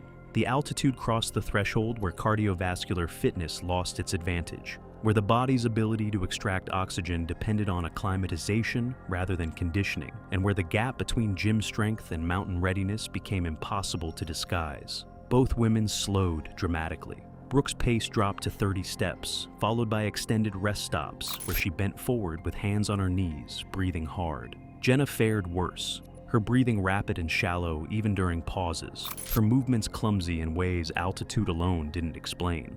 At Camp 2, Furba checked her oxygen saturation, 71%, low enough to warrant close monitoring and a serious conversation about trajectory. That evening, Kancha found Furba near the cook tent. The conversation was brief and carried the weight of experience rather than speculation. Kancha did not believe either woman would make it past Camp 3. Furba agreed, but added what both men understood. There was nothing to be done until the mountain demonstrated the problem in terms the clients couldn't argue with. Until then, the women would interpret every warning as excessive caution and every completed rotation as proof that the warnings were wrong. The rotation to Camp 3 at approximately 23,000 feet stripped away what remained of the illusion. The route steepened significantly through snow and ice terrain that demanded sustained effort on legs that altitude was steadily weakening. Brooke reached camp, but arrived in a condition she had never experienced in any gym, on any trail, or on any previous climb. Her hands trembled when she tried to unclip from the fixed line. Her appetite had vanished entirely, replaced by nausea that made the sight of food repulsive. Her movements were slow and mechanical, each action requiring deliberate thought that should have been automatic. Jenna required physical assistance from Furba for the final 400 feet, her legs giving out twice on the steeper pitches, her crampons scraping across hard snow without the controlled precision that safe climbing demanded. Kancha checked Brooke's oxygen saturation, 68%. Furba checked Jenna's, 67%. Both numbers were dangerously low for 23,000 feet and had trended in the wrong direction across every rotation. The Sherpas delivered their recommendations separately but identically. These numbers at this altitude meant the summit push would almost certainly result in incapacitation above 25,000 feet, even with supplemental oxygen. The recommendation was descent and termination. Brooke rejected it immediately, citing 18 months of preparation, sponsorship obligations, the $38,000 investment, and Island Peak as evidence they could handle the altitude. The fact that Island Peak topped out more than 6,000 feet below Manaslu's summit did not register as relevant. She had trained for this. She had paid for this. She was continuing. Jenna's response was different, and it represented the moment that might have changed everything. When Furba finished explaining what the numbers meant, Jenna asked him directly whether he believed she would make it. Furba answered honestly. He told her the mountain had already given her the answer, and that ignoring it would not change what her body was telling them both. Jenna's expression shifted, the look of someone whose instinct aligned with what she was hearing, but whose social architecture pulled in the opposite direction. For several seconds, the outcome balanced on her response. Then Brooke intervened, reframed the hesitation as weakness, invoked their shared commitment, reminded her of everything they had sacrificed to reach this point, and closed the conversation with the same confidence that had carried them through every previous challenge. Jenna followed Brooke's lead the way she always had. The moment passed. Word had already circulated among other Sherpas on the mountain. Several experienced guides from other teams had noted the women's deterioration and commented privately that a summit attempt would be dangerous. Kancha and Furba were not the only people who could see what was coming. Brooke escalated to Dawa, pushing for a guarantee of no forced turnaround. Dawa refused but laid out the reality. He backed his Sherpa's assessment on the record and required both women to sign additional written acknowledgement that they were continuing against Sherpa recommendation. He would not physically override paying clients who had signed waivers. The paperwork protected the operator. It did not protect the climbers. Kancha and Furba accepted the outcome with the constrained resignation of guides who understood what refusing would cost: the fee, the summit bonus, future work from the operator. Their objections were documented. The mountain would decide the rest. The weather window arrived on October 1st. High pressure expected to hold for roughly 36 hours. The push from base camp to Camp 4 took 2 days with overnight stops at Camps 2 and 3. At Camp 3, Brooke posted a photo captioned with a message about being 1 day from the summit, framing the achievement as inevitable rather than uncertain. The post generated hundreds of responses. None of them understood what 23,000 feet was doing to her body. They reached Camp 4 at approximately 24,300 feet on the afternoon of October 2nd, the threshold beyond which the human body deteriorated faster than it recovered. Camp 4 on Manaslu was a bleak shelf of wind-scoured snow and exposed rock, tents battered into low profiles by persistent wind, the air so thin that every movement required conscious effort. Brooke and Jenna arrived depleted, faces gaunt, lips cracked, movements carrying the heavy deliberateness of people operating on reserves they no longer possessed. Kancha checked Brooke's saturation one final time. With supplemental oxygen flowing at 4 liters per minute, her reading stabilized in the high 60s, a number that should have ended the conversation. Without the mask, she would have been barely functional. Jenna's numbers were similar. The oxygen was keeping them upright, but compensating for a deficit that would only widen as they climbed higher. The Sherpas also tracked a second calculation the women never considered. At this pace, with oxygen flowing at 4 liters per minute, the supply would be consumed faster relative to progress than planned. The finite oxygen added a countdown clock to a situation that was already deteriorating. The summit push departed Camp 4 at midnight. Clear sky, dense with stars, wind manageable at 10 to 15 miles per hour. Temperature near minus 20 degrees Fahrenheit before wind chill. The route climbed across a broad plateau before steepening through the summit pyramid, a final 2,400 vertical feet of increasingly exposed snow, ice, and rock that demanded everything a climber had left to give. They moved as 2 pairs, Kancha with Brooke in front, Furba with Jenna behind, separated by roughly 100 feet of fixed rope. Other teams climbed in the same window, headlamps forming a scattered chain of light on the slope. The supplemental oxygen hissed through regulators, and crampons crunched on hard snow in a rhythm that slowed steadily as altitude accumulated. Both women deteriorated at the rate Kancha and Furba had predicted. The oxygen masked the severity initially. They were moving, breathing, responding, but the underlying hypoxia was worsening beneath the assist. Brooke's pace dropped from steady to labored within 2 hours, her rest stops growing longer, her headlamp beam dipping as her head drooped between efforts. Jenna fell behind almost immediately, her steps uneven on terrain that required precision.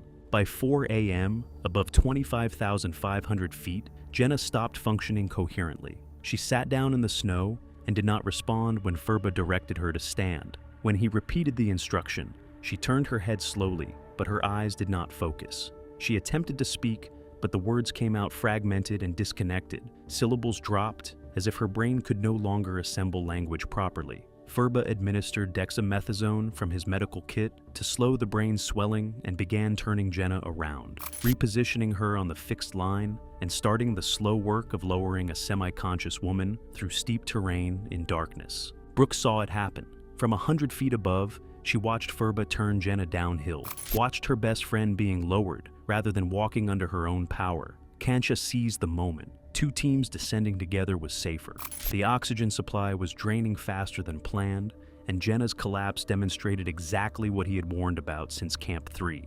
Everything he had said was playing out on the slope below them in real time. Brooke refused. She was still upright, still moving, and turning back meant the entire expedition, the money, the sponsors, the content, the 18 months of preparation, was for nothing. She had not climbed this far to descend behind her friend on a fixed rope. She pushed higher. Kancha continued with her, not because the money overrode his judgment, but because leaving her alone above 25,500 feet was something he could not do. She was his client, and she was climbing into a place where being alone meant being dead. He followed because the alternative was worse than what following would cost him. Around 6:15 a.m., at approximately 26,300 feet, roughly 500 vertical feet below the summit, just inside the death zone, Brooke collapsed. She sat down in the snow, and her body folded forward as if the structure holding her upright had simply failed. Her eyes were open but unfocused, scanning nothing, responding to nothing. When Kancha attempted to lift her, her legs buckled immediately. Her arms hung without coordination. The cerebral edema that had been building for hours had crossed the threshold where the brain could no longer manage basic function. Kancha administered dexamethasone and adjusted her oxygen to maximum, sacrificing supply duration for immediate effect. The drug bought partial function. Brooke's eyes regained a trace of focus. She could bear weight on her legs with support, but the improvement was fragile, temporary, and already fading against the altitude that continued its work regardless of intervention. He began the descent immediately, short-roping Brooke to his harness and lowering her through terrain that demanded technical management with a person who could not contribute to her own survival. Meanwhile, Furba's descent with Jenna had become a survival scenario.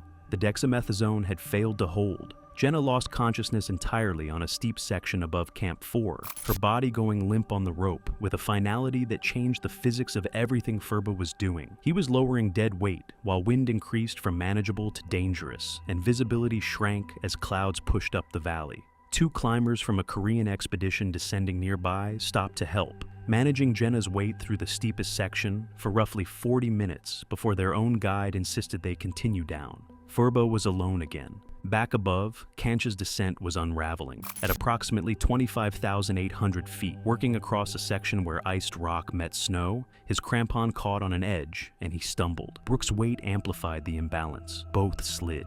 Kancha arrested the fall within 15 feet, but the impact broke 2 ribs and stripped the glove from his left hand.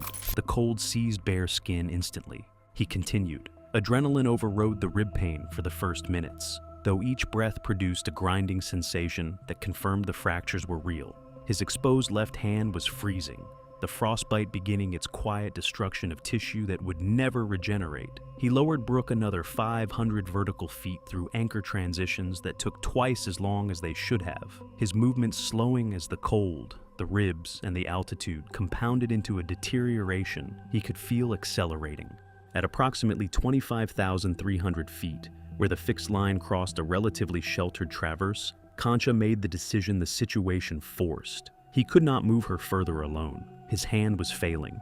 His ribs made every lift agonizing. Continuing meant both of them dying on the slope rather than just one. He anchored Brooke to the fixed line with redundant attachment points, checked her oxygen, nearly empty, positioned her as securely as the terrain allowed, and began descending alone toward Camp 4. The 1,000 vertical feet took nearly 2 hours on broken ribs, a frostbitten hand pressed against his suit, and exhaustion so deep that his vision narrowed to the rope in front of him and nothing else. He arrived at Camp 4 unable to stand, collapsing into the first tent he reached. Below, Furba had already lost the fight for Jenna. She never regained consciousness. The dexamethasone had slowed the swelling, but couldn't stop it, and the altitude loss during descent hadn't been fast enough to reverse the damage. Her breathing grew shallow, then irregular, then stopped entirely roughly 800 feet above Camp 4 as the cerebral edema progressed to the point where her brain could no longer maintain the autonomic functions that kept her alive. Furba checked for a pulse,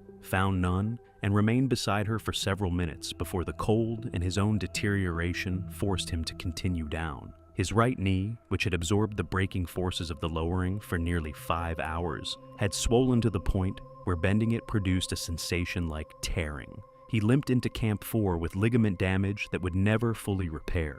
The following morning, when weather allowed movement, Sherpas from a neighboring expedition pushed up to the traverse where Kancha had anchored Brooke. They found her clipped to the fixed line in the position Kancha had left her, motionless. Brooke Callahan was dead, cerebral edema and overnight exposure at 25,300 feet.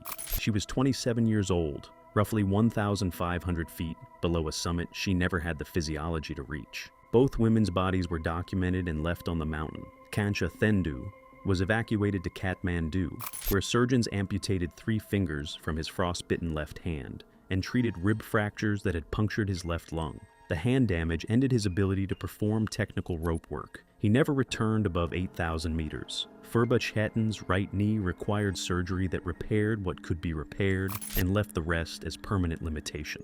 Full extension never returned. His high-altitude career ended on the same mountain, the same season, for different injuries sustained doing the same thing, trying to bring down clients who should never have been above Camp 3. Both Sherpas had seen it coming from base camp. They had warned at every rotation, documented their objections in writing, administered the correct medications at the correct times, and executed descents that pushed their own bodies past the point of permanent damage. They had done everything experience and protocol allowed. The mountain did not care. It never does.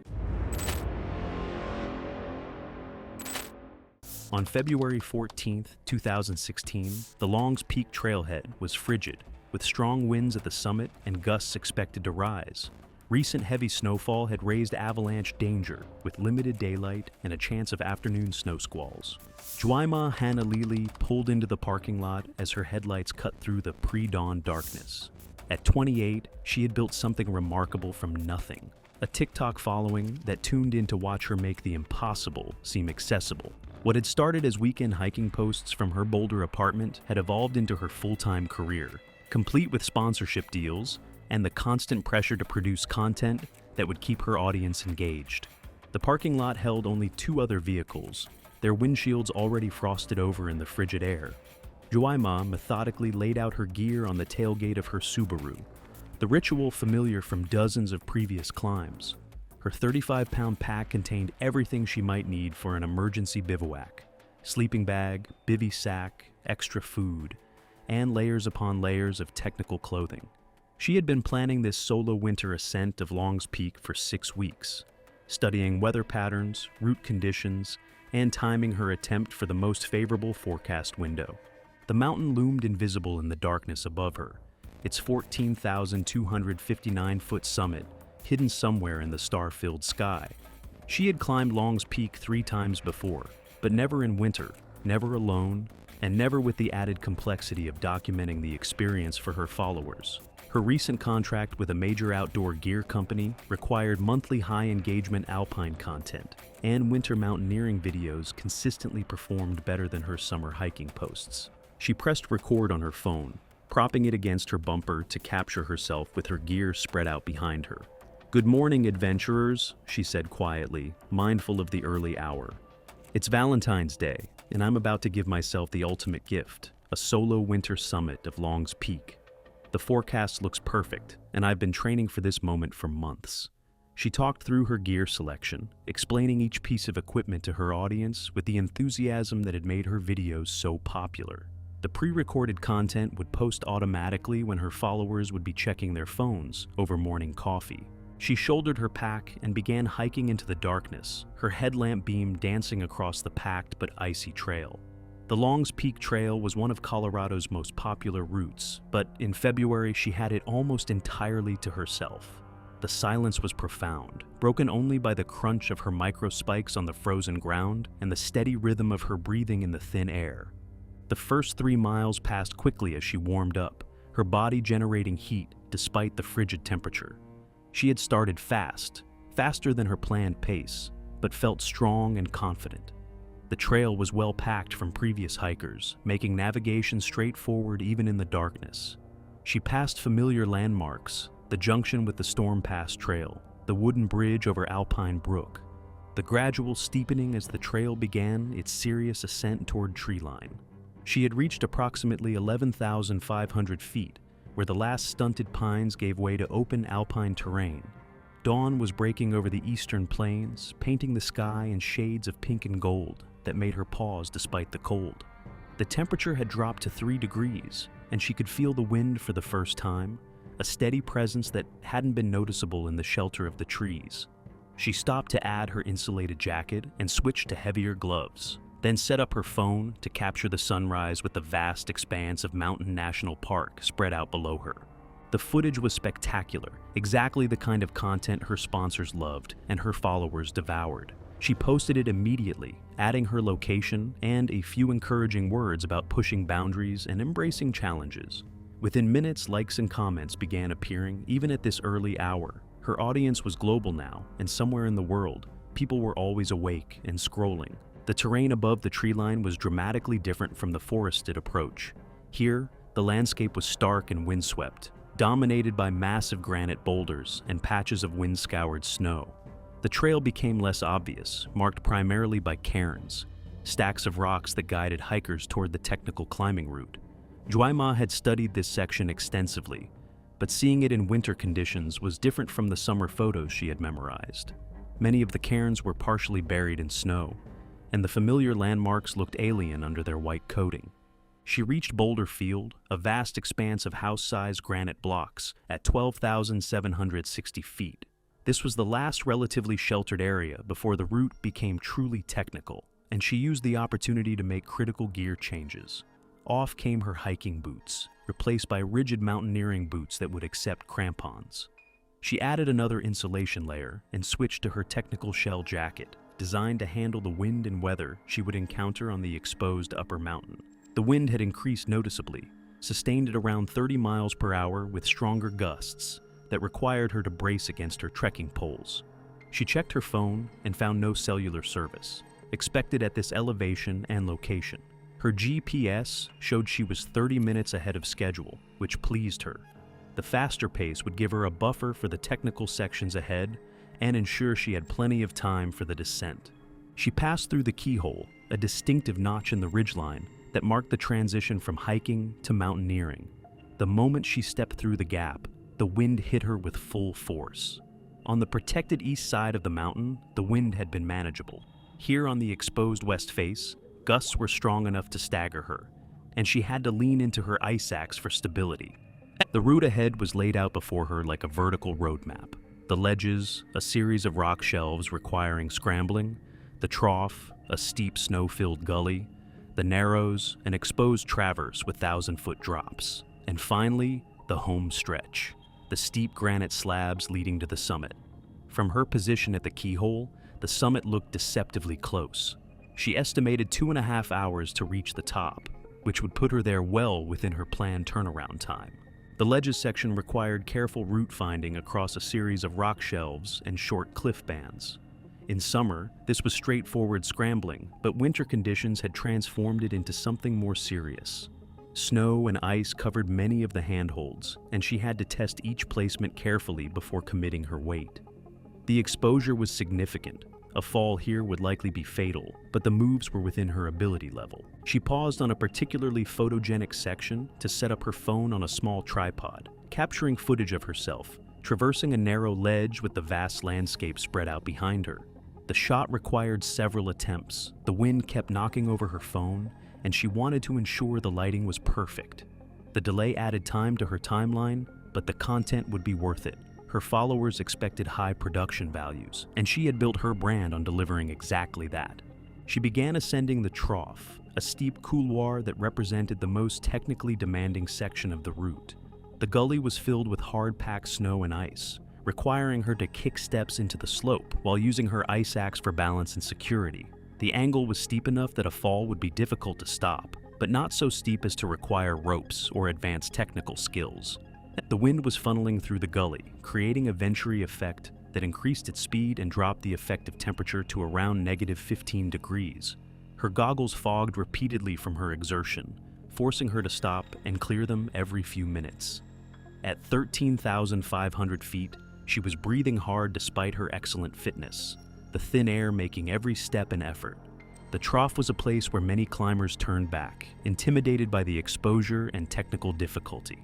Joaima felt the challenge, but also felt confident in her abilities. She had trained extensively on similar terrain, and her movements were efficient and controlled. Each step was deliberate, each placement of her ice axe calculated for maximum security.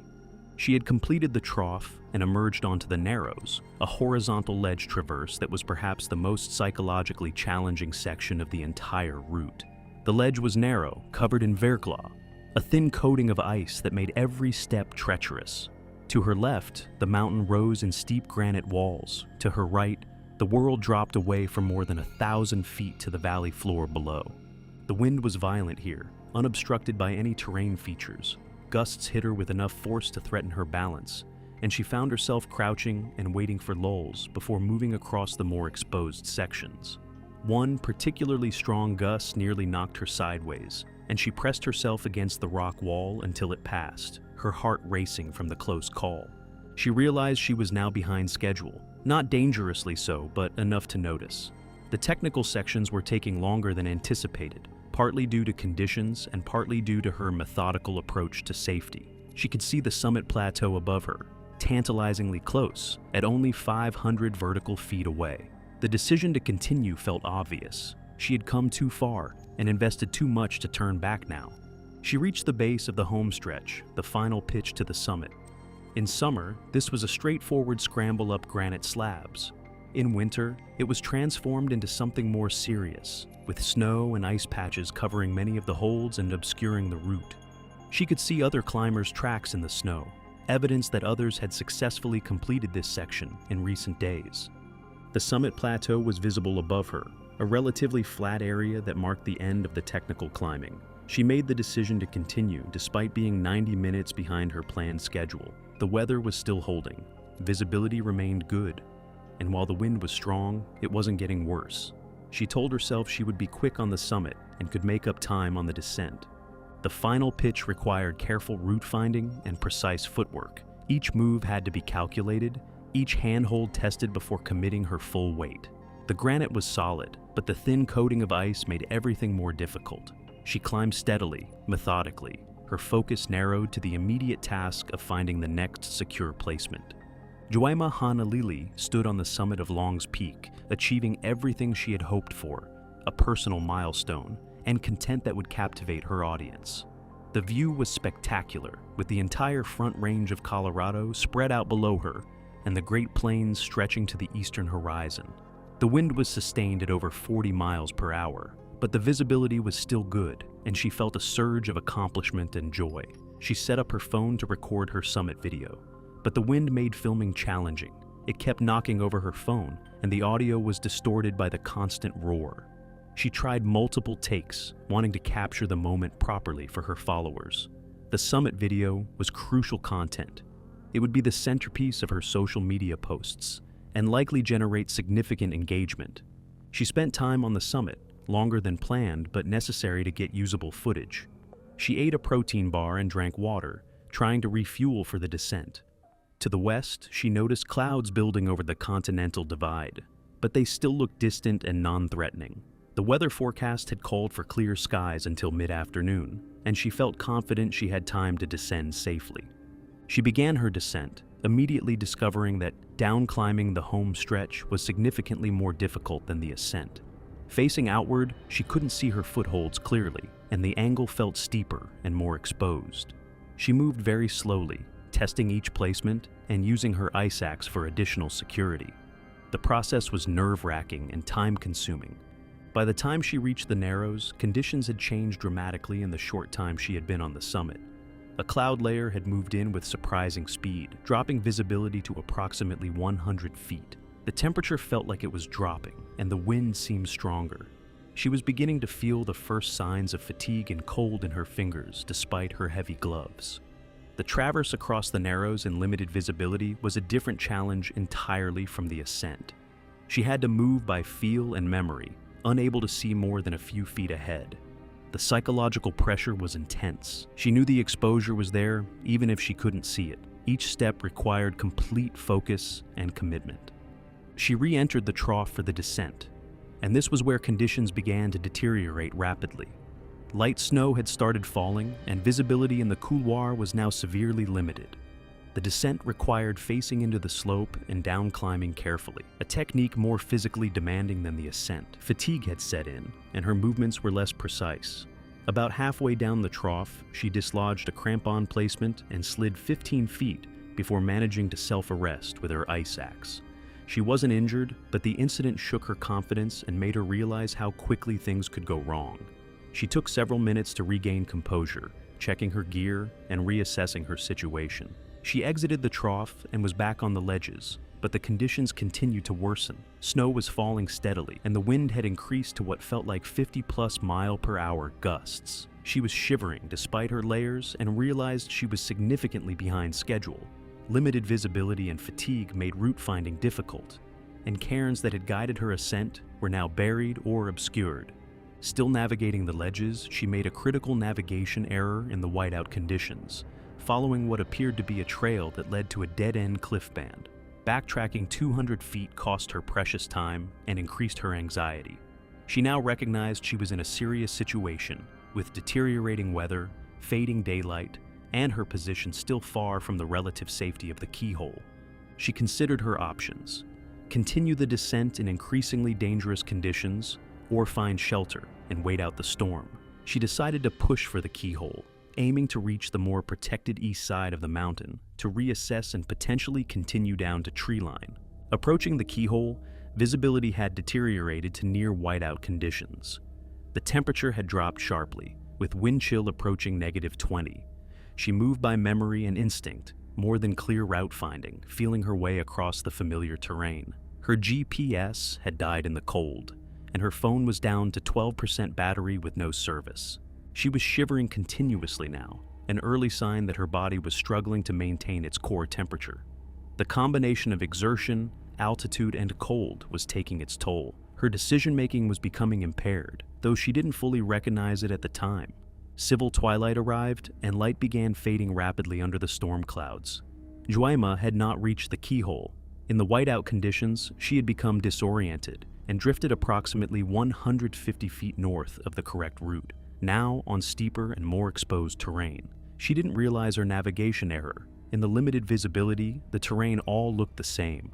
She was moving very slowly, testing each step carefully, but her judgment was increasingly impaired by cold and exhaustion. The wind was constant and brutal, cutting through her layers and sapping her body heat faster than she could generate it. Full darkness arrived, and Juaima was forced to rely on her headlamp. The light reflected off the falling snow, making navigation even more difficult. She was still trying to descend, but was now on unfamiliar terrain. Realizing she was lost and facing deteriorating conditions, she made a critical decision: stop moving and seek shelter until morning, or until the storm cleared. She found a small depression between boulders at high elevation on the exposed northwest face of the mountain. It wasn't the protected boulder field she had been aiming for, but it offered some shelter from the wind. The depression was just large enough to deploy her emergency bivy sack.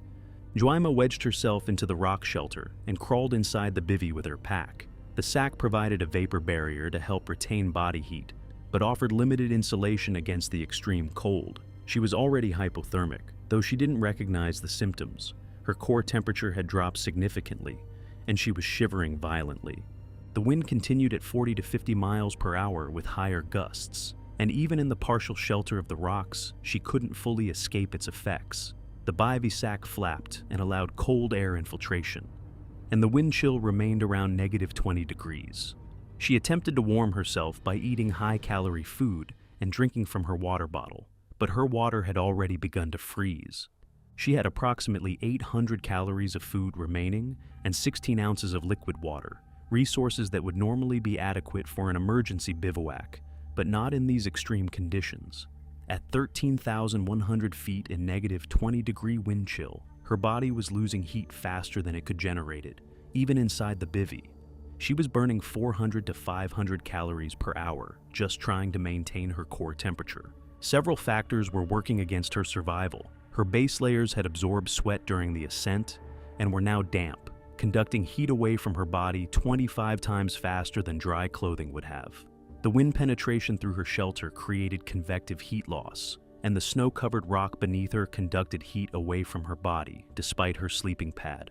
At 13,100 feet, the air contained approximately 40% less oxygen than at sea level, making her body less efficient at generating heat and impairing her judgment. She was also becoming dehydrated as her remaining water froze, and dehydration impaired her body's ability to maintain core temperature.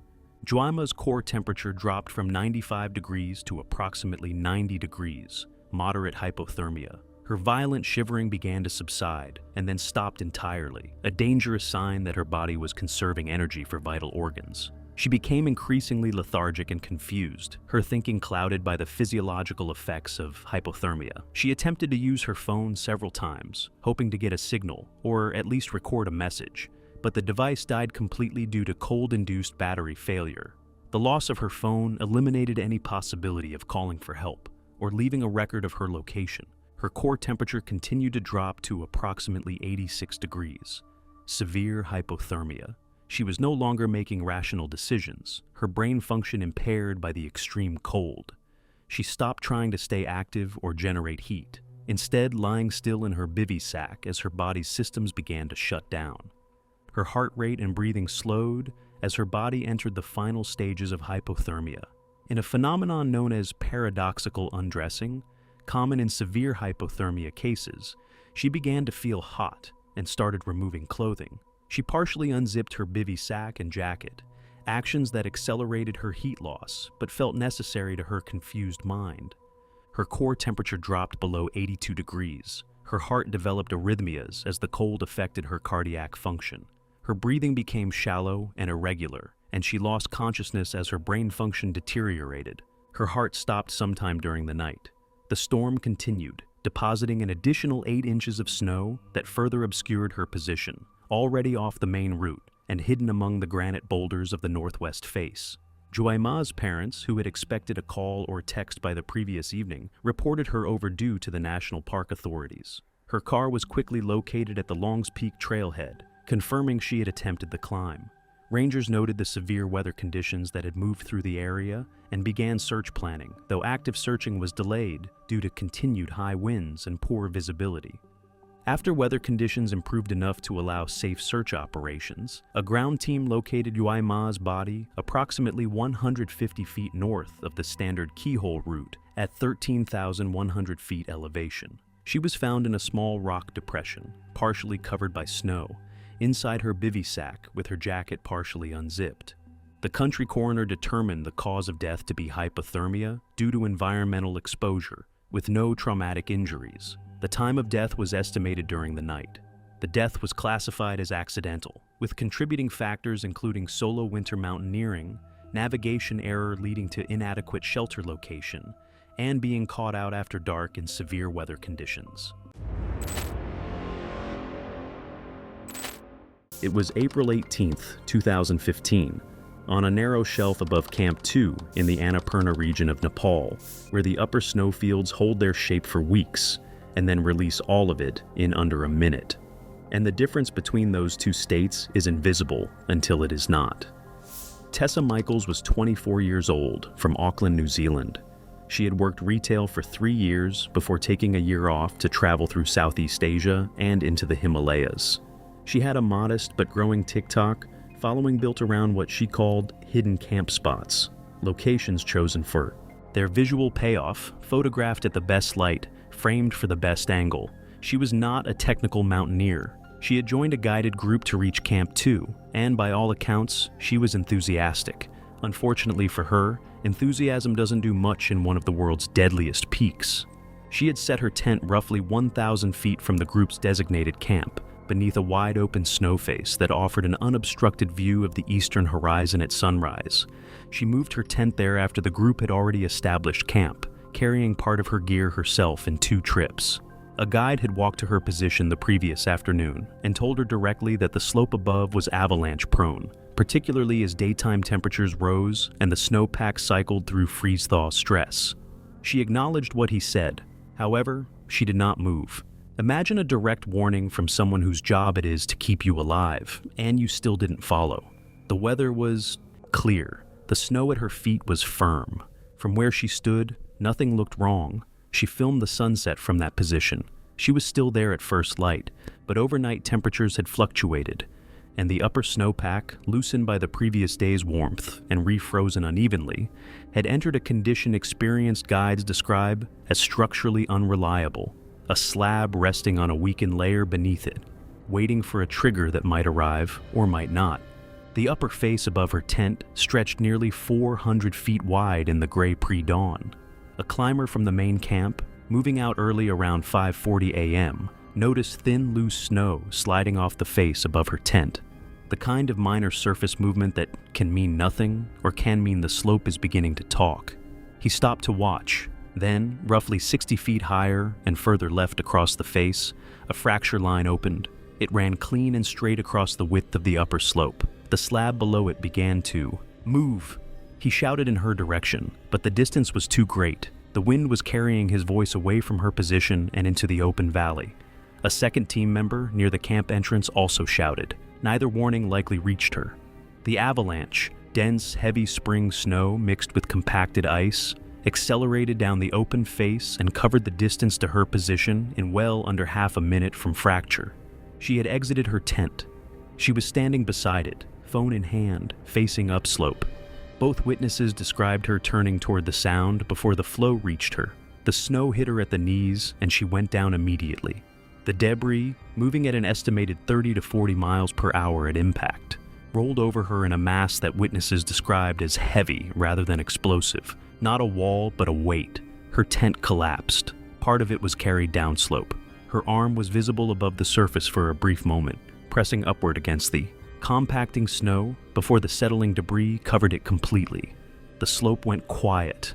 I don't think the word buried captures what actually happens. The snow compacts immediately. It sets like concrete. The alarm was raised within seconds. The team leader called for mountain rescue and moved toward the debris field within 2 minutes. Avalanche probes and transceivers were deployed across the zone. Tessa was located after roughly 20 minutes, at a depth of about 3 feet beneath the surface. Extraction through the compacted debris took additional time. She was dead when recovered. Her pre-scheduled social media posts, clips of the campsite, the sunset, the slope she had positioned herself to film, continued uploading automatically for several hours after the avalanche. Followers left confused, cheerful comments beneath footage of the face that had killed her before teammates reported the account. The posts were eventually taken down by the platform after the incident. Exit was reported. She had every opportunity to not be in that location. The guide told her. She understood. She made a judgment based on conditions that looked stable from where she was standing. And that is an understandable decision. It is also the decision that killed her. Those two things can be true at the same time, and sitting with that is harder than anything else in this story. It was May 5th, 2017, and the afternoon sun at Everest Base Camp was turning the glacial moraine into a wet, shifting mess that soaked through gaiters and pooled between tent platforms. The temperature sat around 30 degrees Fahrenheit. It was warm enough to soften ice, but not warm enough to forget where you were. Wind came in bursts from the western CDM, carrying the faint groan of shifting seracs from the Khumbu icefall above. Prayer flags strung between cairns moved in tired arcs, their colors bleached by seasons of ultraviolet. The camp stretched across the glacier in clusters organized by Expedition Company, each group a self-contained village of nylon and aluminum. Among the dozens of expeditions staged that season were Alyssa Brennan and Jess Calloway, two Americans who had arrived 10 days earlier on a commercial permit through a Kathmandu-based guiding company. Alyssa was 27, from Austin, Texas, a fitness and lifestyle content creator with thousands of followers across multiple platforms. She had built her audience on gym transformation content before pivoting toward what she called extreme wellness. Adventure travel repackaged as personal growth. Her mountaineering experience consisted of a guided Kilimanjaro trek and a guided Elbrus ascent, both completed within the previous 18 months. Neither required technical climbing. Both had produced content that performed well with her audience, and both had reinforced a belief that high-altitude climbing was primarily a fitness challenge her gym-built endurance could handle. Jess was 26, from Portland, Oregon, a travel content creator who had been Alyssa's college roommate. Jess had climbed Kilimanjaro alongside Alyssa, but had no other mountaineering experience. Her preparation for Everest had been a 12-week program designed by a personal trainer with no high-altitude background, endurance running and weighted stair intervals. She was fit by conventional standards, but had never spent a night above 19,000 feet, never used crampons on actual ice, and never clipped into a fixed rope where a fall carried real consequences. The expedition had been planned as a joint content project. Both women had secured brand partnerships conditional on summit content. Photographs and video from the top that would anchor campaigns for an apparel company and a supplement brand. The financial arrangement meant their presence on Everest was not merely personal ambition. It was a deliverable. That commercial pressure sat beneath every decision they would make on the mountain. Their expedition company assigned Karsang Tendi as lead Sherpa. Karsang was 35, from Tame in the upper Khumbu Valley. He had summited Everest 9 times over 14 seasons, beginning as a kitchen assistant at base camp at 19 and working his way into guiding through years of load carries, rope-fixing shifts, and the quiet accumulation of competence that defined a career in the Himalayan guiding industry. He was not large by Western standards, compact and efficient, with a frame built by altitude rather than a weight room. He spoke measured English and had a reputation among expedition operators as someone who could manage difficult personalities without creating conflict. He had guided clients who were frightened, clients who were overconfident, and clients who treated him as invisible. 14 seasons on Everest had taught him to read a client's chances within the first week, not through any single indicator, but through the accumulation of small observations. How they breathed at rest, how they ate, how they responded to discomfort, whether they listened when the mountain was trying to tell them something. He had not yet guided clients whose primary purpose on the mountain was producing photographs of themselves. A second Sherpa was assigned to assist. Younger, mid-20s, 3 Everest summits, quiet and efficient. His role was support, carrying equipment, managing oxygen, and providing a second set of hands on technical sections. The first acclimatization rotation began on May 7th, through the Khumbu Icefall to Camp 1 at 19,900 feet. The icefall was a frozen cascade of shifting ice blocks and crevasses, requiring passage over aluminum ladders spanning open gaps. Experienced climbers moved through quickly, minimizing exposure to hazards they could not control. Alyssa and Jess moved slowly. Both struggled with the altitude transition. Breathing labored at an elevation where supplemental oxygen was not yet used. Jess's hesitation at the first major ladder crossing backed up climbers behind them. Alyssa stopped repeatedly to film. Short clips of crevasse walls, ladder crossings, the chaotic geometry of the icefall. Despite Karsang's reminders that speed through this section was a safety priority, not a preference. They reached Camp 1 in just over 7 hours, roughly 2 hours slower than Karsang's typical client pace. Jess had vomited twice during the final hour. Alyssa complained of a persistent headache she blamed on dehydration. Karsang noted both symptoms and said nothing that evening, but the picture was already forming. The second rotation, to Camp 2 at 21,000 feet, confirmed what the first had suggested. Both women arrived visibly depleted and spent their acclimatization nights alternating between forced rest and content production. Their oxygen saturation levels, measured by the expedition doctor, sat at the lower end of acceptable ranges, functional but without the physiological margin that separated climbers who thrived at altitude from those who merely survived it. Jess's readings were low enough to prompt the doctor to recommend additional acclimatization time. Karsang raised his concerns with the expedition leader, a Nepali operator named Sanjay, who ran the company from Kathmandu. He reported that both clients were struggling with basic acclimatization, that their technical skills were minimal, and that their pace on the Lhasa face would likely be dangerously slow. He recommended extending their schedule or advising against the summit push. The response came back within hours. Sanjay acknowledged the concerns, but noted both clients had been cleared by the doctor, their saturation was within parameters, and many clients who struggled during rotations performed adequately during the summit push when supplemental oxygen was available. He reminded Karsang that the clients had paid full fees. The conversation was polite, professional, and final. That right there is what frustrates me most about these commercial operations. The guide raises the alarm, and the system just absorbs it and moves on. The third rotation took them to Camp 3 at 23,500 feet on the Lhotse face, a wall of blue ice angled between 40 and 50 degrees, requiring front pointing on crampons while clipped to fixed ropes with mechanical ascenders. It was the first genuinely technical terrain the women had encountered, and the gap between what Kilimanjaro had asked of them and what the Lhotse face demanded was immediate and brutal. Jess's crampon technique was inefficient. She kicked too many times to set each point, wasting energy with every step, her calves burning through reserves she would need higher on the mountain. Alyssa moved slightly better, but paused frequently, her breathing audible through the wind that swept across the face. Both required direct assistance from Karsang and the assistant Sherpa at anchor transitions, where switching between rope sections demanded coordination they had not internalized. And based on the info and photos I found online, the face stretched above them in an unbroken sweep of blue ice, nearly 3,700 vertical feet from base to crest. And the women were climbing it at a pace that consumed time and oxygen the summit push could not afford to lose. They reached Camp 3 after 9 hours. Most guided clients completed it in 6 to 7. Both collapsed into their tent and did not emerge until Karsang brought water and food to them. Their faces carried the hollow gray look that altitude imposed on bodies working beyond capacity.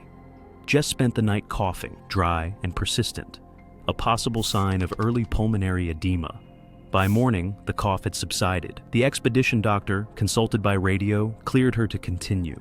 If you've watched my other videos, you know exactly what that clearance means. To me, it's not a green light, it's a liability transfer. Karsang discussed the situation that evening with 3 Sherpas from other expeditions. A quiet conversation outside the cooking tent at Camp 2.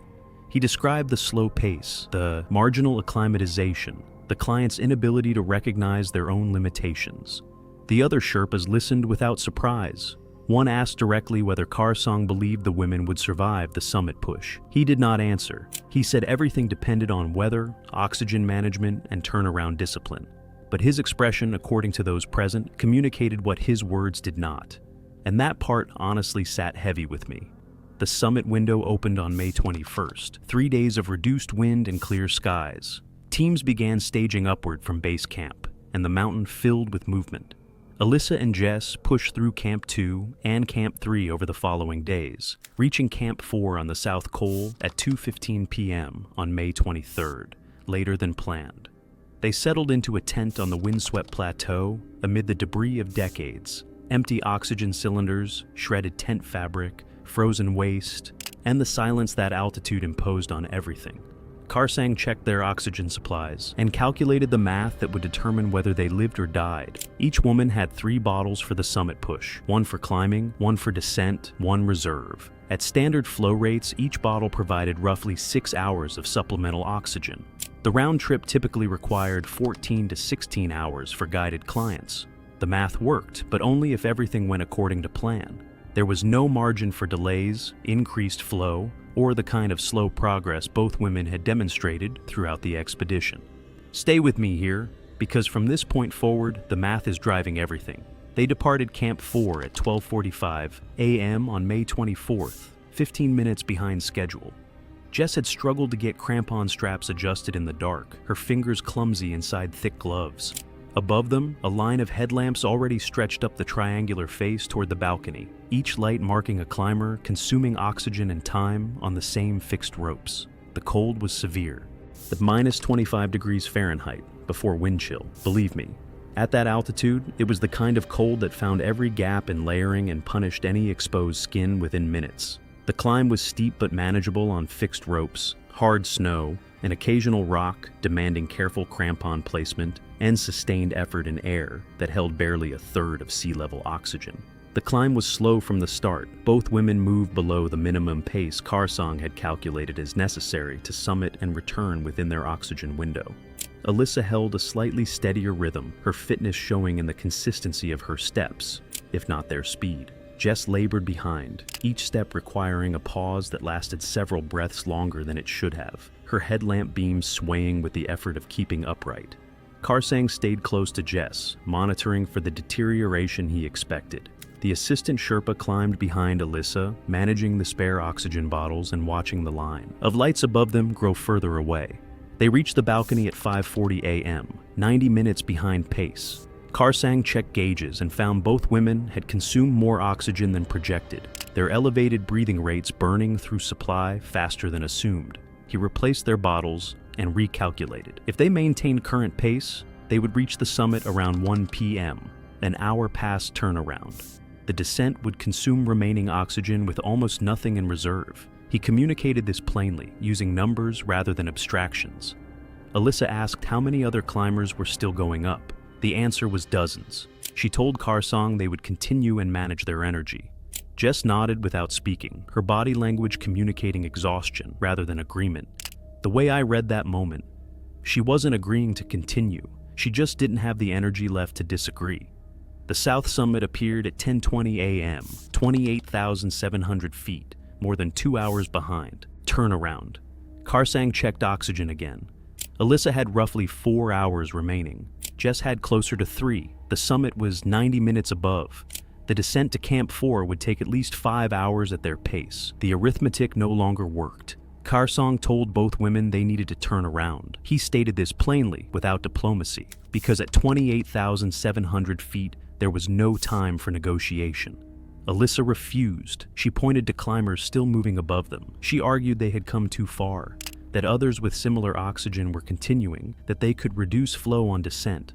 Jess said nothing, standing slightly behind Alyssa, her posture sagging, her eyes glassy and unfocused above the oxygen mask. Karsang contacted base camp by radio and reported his recommendation. The expedition leader consulted the base camp manager, who noted other teams were still pushing and conditions remained stable. The decision came back. Clients could continue at their own discretion. The company would not order a mandatory turnaround. Karsang clipped back into the fixed rope and continued upward. He did not argue further. The system had spoken, and his role within it did not include the authority to physically stop paying clients from climbing. When I discovered that the company relayed that decision from a satellite phone in Kathmandu, not even from base camp, I had to read it twice. They cleared the Hillary step at 12:05 p.m. after a 30-minute queue that burned oxygen and body heat in equal measure. The final summit ridge stretched ahead, a narrow spine of snow with Tibet on one side and Nepal on the other. Alyssa Brennan and Jess Calloway reached the summit of Mount Everest at 12:48 p.m. on May 24, 2017. They stood at 29,029 feet, nearly an hour past turnaround, with oxygen supplies that could not sustain the descent ahead of them. Kairsang gave them 5 minutes and stated the number once. Both women removed brand banners from inside their suits and posed while the assistant Sherpa photographed. Alyssa produced a small tripod and mounted her phone for video, adjusting the angle twice. Jess stood beside her, holding a sponsor's flag, her smile invisible behind her oxygen mask, but performable through posture. The 5 minutes became 10. Alyssa asked for additional shots. Kairsang repeated that they needed to descend. Another 3 minutes passed before the cameras were stowed. They left the summit at 1:01 p.m., 13 minutes at the top. Every one of those minutes had been borrowed from the margin that would have kept them alive. Only 13 minutes at the top. I need you to let that land. The descent hit traffic immediately. Climbers still ascending, while summiteers tried to descend on the same fixed ropes. By the time they cleared the bottleneck and reached the south summit at 2:30 p.m., Jess's oxygen was critical. Kairsang checked her gauge. Less than 45 minutes remaining at current flow.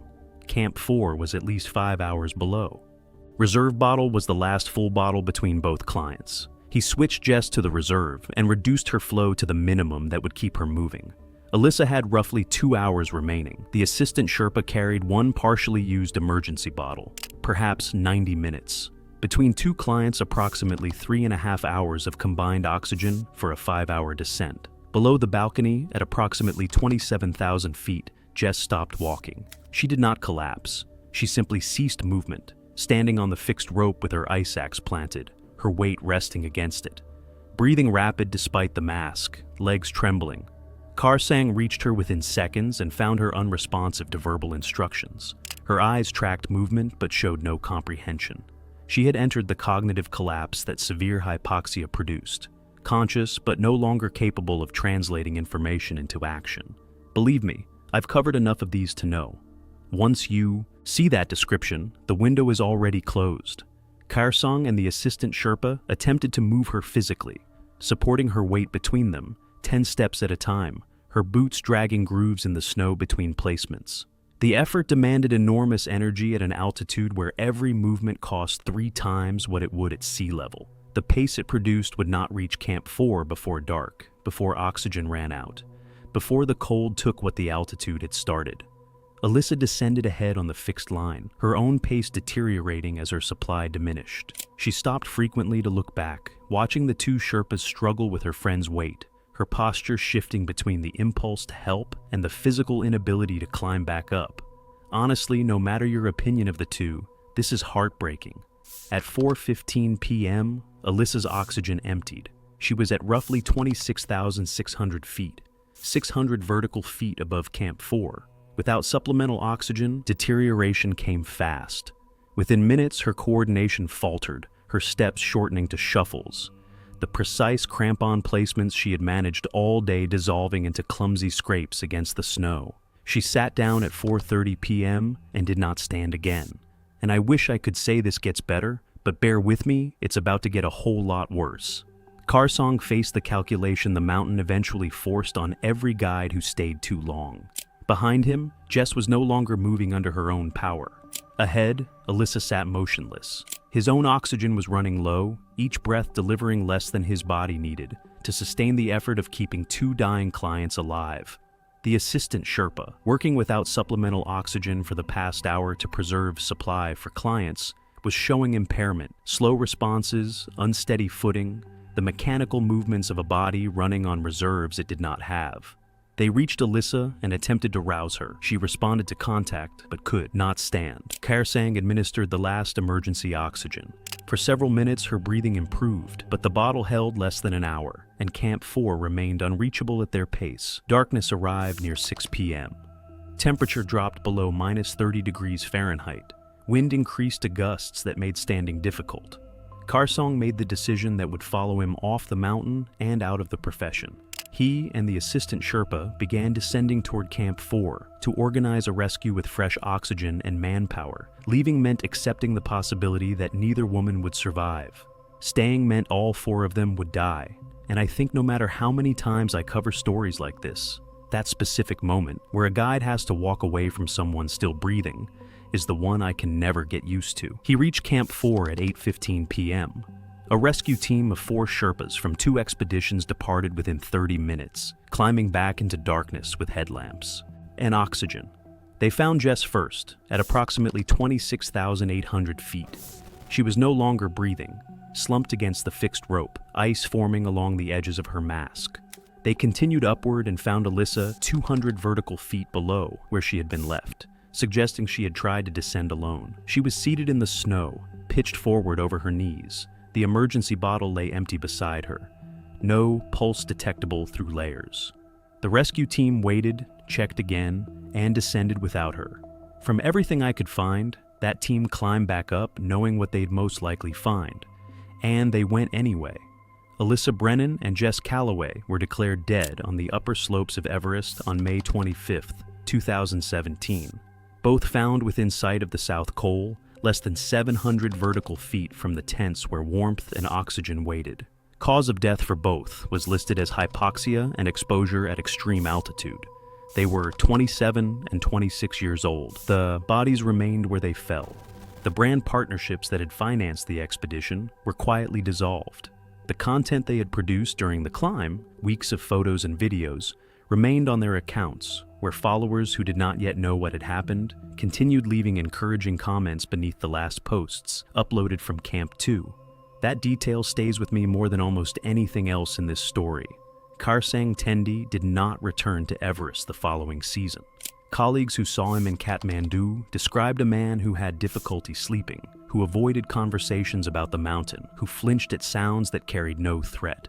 He told one close friend that he could not stop replaying the final hours, the descent, the decision to leave, the walk to Camp 4, knowing what he was leaving behind. The assistant Sherpa suffered frostbite damage to several fingers that required partial amputation. He returned to his village and did not seek guiding work. Again, neither man spoke publicly about the incident.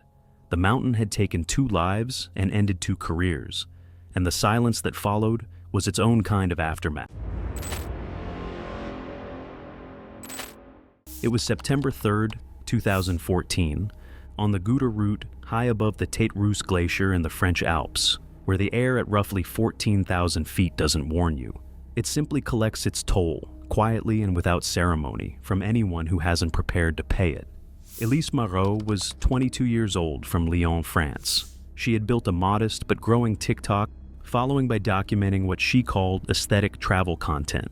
Short clips of herself in carefully considered outfits against dramatic backdrops, coastal cliffs, lavender fields, limestone gorges. Mont Blanc was her next location. Her hiking experience was real, but limited to trails well below significant altitude, and she had no prior exposure to high-altitude weather systems. She seemed like someone who had not yet learned to respect a thing she had never encountered. The decision to pack light made sense within the frame she had built around the trip. Heavy insulation doesn't photograph the way thin layers do against open sky. She brought light gloves, a mid-layer fleece, and a wind shell. Each item deliberate, but each item insufficient. A morning forecast noted moderate winds with a possible temperature drop near the summit, but the language of forecasts compresses badly in the mind of someone who has never felt what those words mean at altitude. Other climbers at the overnight refuge noted her thin, insufficient gear. A guide on the route mentioned it directly to her. Apparently she acknowledged it, said she planned a quick turnaround, and yet did not change her plan. I don't think she was being dismissive. I think she genuinely didn't have the reference point to understand what she was being warned about. The Gouda route above 12,000 feet is a narrow spine of compacted snow, an exposed rock where the wind has no terrain left to break against before it reaches you. She left the refuge before dawn with a small group of independent climbers and a route guide. The early hours were manageable. By mid-morning, the wind had shifted and picked up beyond what the forecast suggested, and the temperature had dropped sharply, She stopped twice to film short clips, removing her gloves each time to operate her phone. Climbers moving past her noted she was already stopping more frequently than the pace required. By the time the group reached the upper ridge approach, she was visibly slower. A climber directly behind her later told investigators she had begun, fumbling with her phone, not filming, just attempting to grip it, before it slipped from her hand into the snow. She retrieved it, but her hands did not close around it the way hands normally close. They pressed against it. The climber described her grip as flat and uncoordinated. Her speech when she responded to questions from the guide had taken on a quality he described as slightly behind, words arriving at the right intervals, but without sharpness behind them. She stumbled twice on crampon placements that should have been routine. The guide attempted to turn her around. She took several more steps upward before stopping on her own. This is the part I find hardest to process. Not because it was sudden, but because it wasn't. It happened in plain view, incrementally, and the people around her were watching it unfold without the tools to stop it. What followed was not dramatic in the cinematic sense. She began shivering in the sustained, full-body way that signals a system working hard to compensate. Then the shivering slowed. 2 climbers flanked her and began moving her back down the ridge. Her crampon placements became unreliable, each step requiring direct guidance. Within minutes of the descent beginning, she sat down in the snow and could not stand without being physically lifted.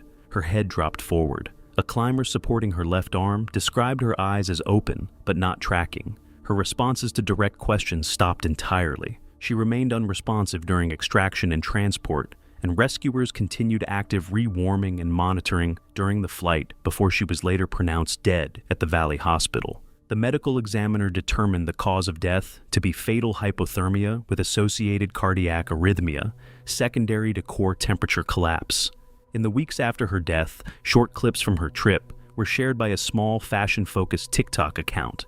Viewers began commenting on her clothing choices, and the footage before the posts were mass-reported and removed. I've thought about that a lot. The last images of her that circulated weren't about what happened. They were about what she was wearing when it did. That feels like its own kind of cruelty, separate from the mountain entirely, and one that nobody was held accountable for. It was May 18, 2019, above 16,400 feet in the Khumbu Valley. The air held a stillness where sound faded quickly, voices flattened, and even footsteps on rock seemed to disappear before they finished. Light arrived before heat at this altitude, and on most days, warmth never fully followed. Ryan Cardama was 23, from Central Texas, where the highest nearby elevation reached about 1,800 feet. He worked in warehouse logistics, structured, routine-driven work, and had framed the Nepal trip to coworkers almost entirely around the footage he expected to capture: glaciers, ridgelines, and light across snowfields, rather than the demands of sustained altitude. Derek Sargent, 22, from California's Central Valley, handled the group's technical side: cameras, lenses, storage, and workflow. He was precise with what he knew, but less aware of what he didn't. He spent time reviewing shot lists before the trip. The acclimatization guidelines in the same folder received less attention. That detail stopped me cold when I found it. Marcus Chervy, 24, from the Tampa Bay area, positioned himself as the group's most experienced outdoorsman. He had completed multi-day hikes in the American Southeast and maintained strong physical fitness, but had no meaningful exposure to elevations above 10,000 feet. The Smoky Mountains top out around 6,600 feet, an elevation that does not prepare the body for the 16,000-foot conditions of the Khumbu. The difference is fundamental, not gradual, and confidence built at lower altitude does not transfer. As expected, I've covered enough of these stories to know that confidence is almost always the first thing that gets people into trouble. Not recklessness, just misplaced confidence. The three had connected through the online outdoor content space, building a modest audience around accessible, visually driven trekking videos, where relatability, not technical expertise, was the focus. Nepal had been planned for 8 months around shot lists, gear, and posting schedules, with little emphasis on acclimatization. The Everest base camp route was treated as manageable by default, even though adaptation to altitude, not fitness, is what determines most outcomes on this trail. Pre-departure materials outlined these risks, but they were not treated as a central constraint in planning. The flight to Lukla at 9,380 feet marked an immediate shift into an environment the body was not yet prepared for. The group spent one night in Lukla before beginning the approach toward Namche Bazaar, the primary hub village of the Khumbu region, situated at approximately 11,286 feet. This remained within standard expedition planning, but already reflected the faster end of typical acclimatization, pacing for arrivals from low elevation. This was still within normal expedition planning, but already at the faster end of standard acclimatization, pacing for arrivals from low elevation. The walk from Lukla to Namche takes most trekking groups 2 days, with the second day involving a sustained climb of roughly 2,600 feet, the first significant physical test of the route. The Sherpa guides assigned to the group by the trekking operator were experienced. On this route, guides are not there to introduce technical difficulty, but to manage risk that emerges from physiology and decision-making rather than terrain alone. Between them, they had accumulated years of work on the Khumbu routes, including multiple seasons supporting commercial trekking groups of varying fitness, levels, and preparation quality. They were not technical mountaineers leading rope descents of difficult peaks. The Everest Base Camp route does not require that, but they were deeply familiar with the terrain, the weather patterns, the physiological warning signs that altitude produces in unacclimatized trekkers, and the behavioral patterns that tend to precede problems. I've seen how that familiarity shows up early in the way groups move through the lower sections of a route. Within the first day of walking, they had begun to form an assessment of the group. The assessment was not alarming at that stage. It was observational. The 3 young men were fit enough to move at a reasonable pace on the lower sections of trail. They were enthusiastic, which was common. They stopped frequently to film, a pattern common among content-focused trekkers that had grown substantially in recent years. What the guides noted was that these stops were not functioning as recovery. They involved repositioning, equipment adjustments, and reviewing footage on small screens before movement resumed. Each interruption served the content rather than physiological rest, and the pattern did not change as elevation increased. What was less visible to the group, and rarely explained in detail in standard briefing materials, was the decision threshold that guides use to determine when observation becomes intervention. On paper, acclimatization schedules and pacing plans exist as structured guidelines. In practice, Sherpa guides operate on a continuum of escalation rather than a single trigger point. There is no single symptom, stop, or missed meal that automatically forces a group to halt. Instead, decisions are based on whether multiple small deviations begin to converge into a sustained pattern of physiological and behavioral decline. The first threshold is usually operational drift, pace slowing beyond itinerary expectations, or repeated compression of rest intervals that begins to alter the planned timing between villages. At this stage, the default response is still verbal correction, reminders about hydration, spacing, and tempo, because early drift is common and often reversible. I've seen this stage play out often enough to recognize how unremarkable it looks in the moment. Nothing feels wrong, even as the structure of the day quietly starts to loosen. The second threshold is accumulation without correction, where issues like inconsistent intake, delayed arrivals, and repeated pauses begin reinforcing each other rather than appearing isolated. At this stage, guides typically move from reminders to more explicit instruction, adjusting spacing or adding enforced rest, without fully stopping progress. A full intervention, such as slowing the itinerary or holding a group in place, is reserved for when physiological signs align with behavioral drift, including persistent headaches, coordination changes, or cognitive lapses, affecting basic judgment. In this case, the guides remained in the middle range of that spectrum, as the concerns, slower timing, reduced intake, intermittent confusion, still had plausible altitude-related explanations and had not yet reached the threshold for overriding the itinerary. Guides are rarely responding to a single clear indicator. They are interpreting clusters of behavior that only gain meaning once they begin to persist over time. So, the situation remained in a managed state, corrected, monitored, and noted, but not escalated. In my view, I'm not looking at any one signal in isolation. I'm tracking patterns, small shifts in pace, intake, attention, and watching how they repeat, overlap, and reinforce each other until they stop behaving like coincidence and start forming something more consistent. The gap between observation and intervention in this kind of environment is rarely about awareness. It is about how long a pattern can remain ambiguous. before it becomes operationally undeniable. And by the time ambiguity resolves into certainty at altitude, the available margin for correction is often already reduced. Hydration and nutrition followed the same structure, inconsistent intake that never fully adjusted as altitude increased. The guides raised concerns early, but while the issue was acknowledged, it did not translate into sustained behavioral change. The shortfall accumulated steadily as exertion increased and oxygen availability decreased. Namche Bazaar sits in a natural amphitheater carved into the hillside above the Dudkoshi River Valley. Its buildings arranged in a rough semicircle that faces south and catches afternoon sun. It is a busy place by Khumbu standards, a hub for trekking logistics, equipment rental, food resupply, and informal information exchange between groups moving through the same narrow corridor toward the higher route. The tea houses in Namche are warmer and better supplied than those higher on the route. The altitude is significant but not yet severe, and most trekkers who will encounter problems further up still feel in Namche that they are managing well.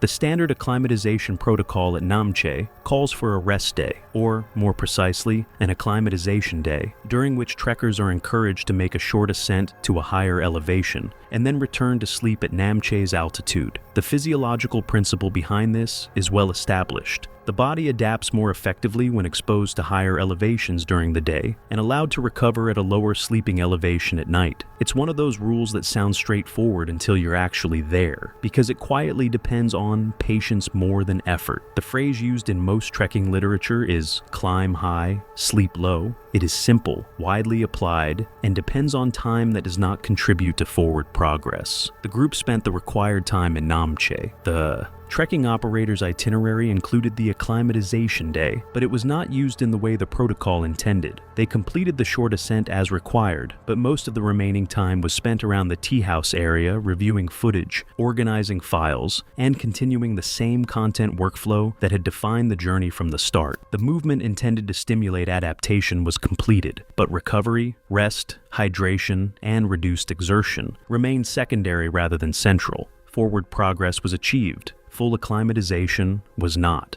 The guidance was understood clearly at every stage. The issue was not recognition, but consistency in implementation.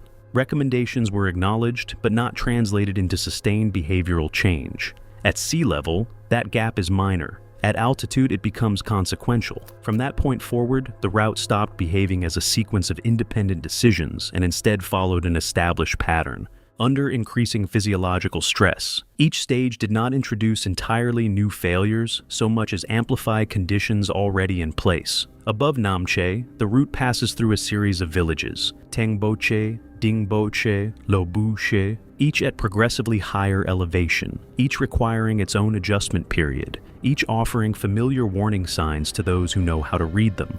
The landscape changes in character, vegetation thins and disappears. The trail moves into moraine fields. Accumulated debris of glacial movement, loose rock, gravel, and occasional large boulders deposited without order across the terrain. This is where the route stops feeling like a trail in the conventional sense and starts behaving more like an environment that must be continuously interpreted rather than simply walked through.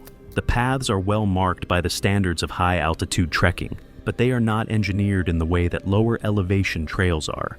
They follow the terrain rather than shaping it. They require attention. Here, I've learned that clear doesn't always mean easy to follow, especially when the ground itself is uneven enough that every step still has to be actively chosen. The group moved through this section over several days at a pace that, by distance alone, appeared consistent with the itinerary, but distance was not the limiting factor. Altitude response depends on time, fuel, hydration, and cumulative stress. And on all of those measures, the group was gradually falling behind. One detail the guides later emphasized was that the group's daily timing began to drift despite leaving on schedule. Above 13,000 feet, they were arriving later than expected with increasing consistency. The explanation wasn't a single factor. It was the accumulation of unregistered interruptions, short gear adjustments that turned into recovery pauses, breath breaks that lengthened slightly without being classified as rest, and repeated stops that were not treated as deviations. Over time, these fragments did not change the route on paper, but they steadily reduced how much uninterrupted movement the body was actually performing each day. The headaches began above 13,000 feet, which is not unusual at that elevation. Mild headache is among the earliest responses to reduced oxygen availability, and in isolation, it does not signal acute danger. The standard response is hydration, rest, and monitoring for escalation. In this case, the symptoms were treated as background discomfort rather than a condition requiring adjustment to pace or behavior. They continued filming through them, sometimes referencing the headache directly on camera without altering the structure of the day. That distinction becomes critical. Symptoms that are not acted on stop functioning as signals. Cognitive strain began to show in repetition rather than confusion. The same information, trail direction, distance, orientation, would be requested. Again after short intervals, not out of disagreement, but because it did not retain long enough under exertion to carry forward. Guides would provide clarification, movement would resume, and then the same questions would reappear in slightly altered form. It wasn't disorientation in the overt sense, but a narrowing of working certainty, where previously stable information required repeated confirmation. Cardama mentioned his headache in a short clip, filmed somewhere above Tengboche, framing it as part of the experience and evidence of the challenge they were undertaking. The clip was uploaded that evening. That detail stood out more than most. The appetite suppression that accompanies altitude exposure is also well documented, and begins to affect most trekkers somewhere in the 12,000 to 14,000 foot range. The body, under hypoxic stress, redirects resources in ways that reduce the sensation of hunger, even as caloric demand increases. The result is a physiological trap. The body needs more fuel precisely when it is least inclined to seek it. Managing this requires deliberate, scheduled eating, consuming food at regular intervals regardless of hunger signals, prioritizing calorie-dense intake, and treating nutrition as a functional requirement rather than a response to appetite. The group's eating pattern was not structured in this way from the beginning of the trek, and it did not become more structured as altitude increased. Meals were sometimes skipped for early departures, and snack intake remained inconsistent throughout the route. The caloric deficit did not appear dramatic on any single day, but it accumulated steadily as altitude increased and exertion demands grew. The guides raised the concern and saw only minor adjustment in response, with behavior largely unchanged through the upper sections of the trek. Their role was advisory rather than supervisory, and while the issue was clearly communicated, there was no mechanism to enforce compliance. What stands out in hindsight is how often acknowledgement gets mistaken for action. They did not ignore the guidance, they simply never fully reorganized their behavior around it. At sea level, that gap is usually harmless. At altitude, it compounds. Coordination changes at altitude are subtle in their early stages. Slightly delayed steps, reduced responsiveness to pacing signals, and less precise movement over uneven terrain. Above 14,000 feet, these shifts remained individually explainable, which made the broader pattern difficult to recognize in real time. The group continued on the momentum of its plan rather than adjusting to what the conditions were progressively showing. I keep returning to that idea, not because it describes a single mistake, but because it describes how decisions behave when nothing forces them to change. Beyond Dingboche and toward Lobouche, the pattern continued without meaningful adjustment. The terrain grew more complex, wider. Moraine fields, narrower paths, and unstable surfaces where gravel often concealed underlying ice. Sections that appeared straightforward required constant attention, with sudden transitions and reduced margin for error. On May 18th, under typical pre-monsoon conditions, temperatures in the upper 20s to 30s, Fahrenheit and steady wind across exposed ridges, the group departed before 6 in the morning, maintaining the same filming-driven pace that had defined the trek from the start, capturing footage during the hours when the sun was low and the shadows were long. Breakfast on the morning of May 18th was minimal, according to tea house staff. Another small decision that, in isolation, would not matter, but at altitude rarely exists in isolation for long. Fixed ropes were installed along this traverse, anchored at intervals to provide balance and stability. They were not designed to stop a full fall, but to assist controlled movement, something manageable under normal conditions, but far less reliable for someone already physically and cognitively compromised. For a person in compromised physical condition, dehydrated, calorically depleted, operating under the cognitive effects of sustained hypoxic exposure, the same crossing requires something the body may no longer be fully able to provide. The group reached the narrow traverse section in the mid-morning.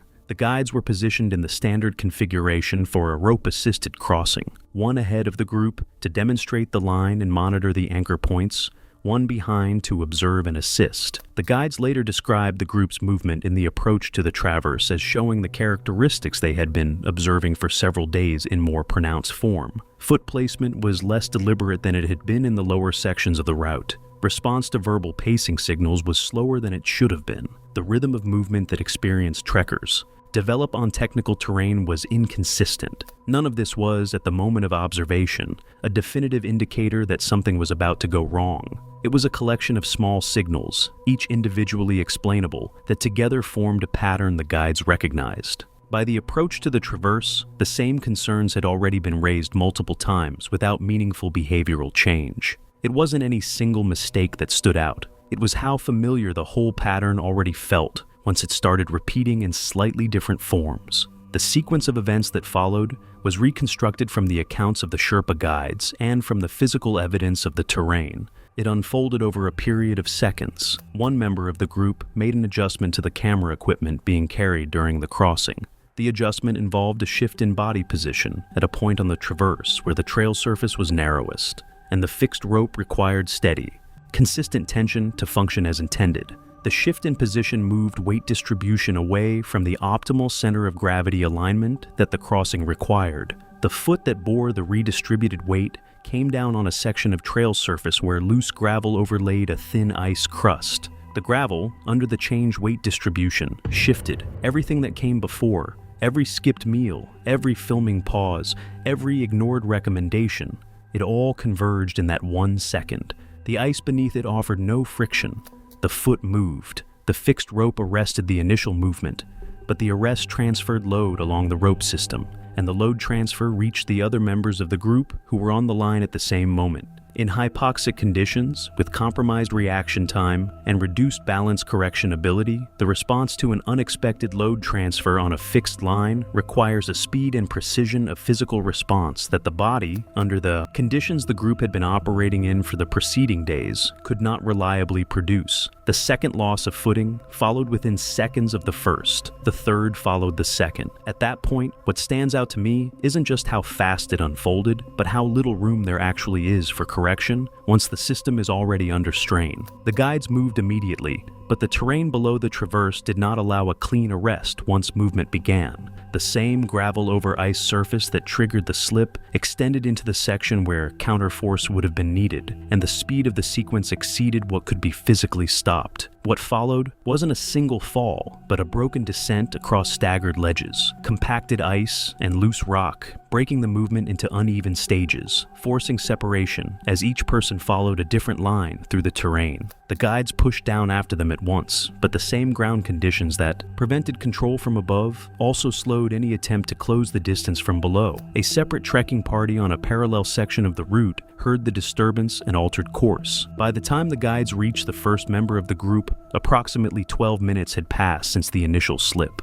Ground response was initiated within minutes by the Sherpa guides and nearby trekking personnel. The trekking operator's emergency contact in Kathmandu was notified that same afternoon. Helicopter evacuation was requested but could not be executed on May 18th due to deteriorating weather and the altitude limitations affecting rotary wing operations in the upper Khumbu.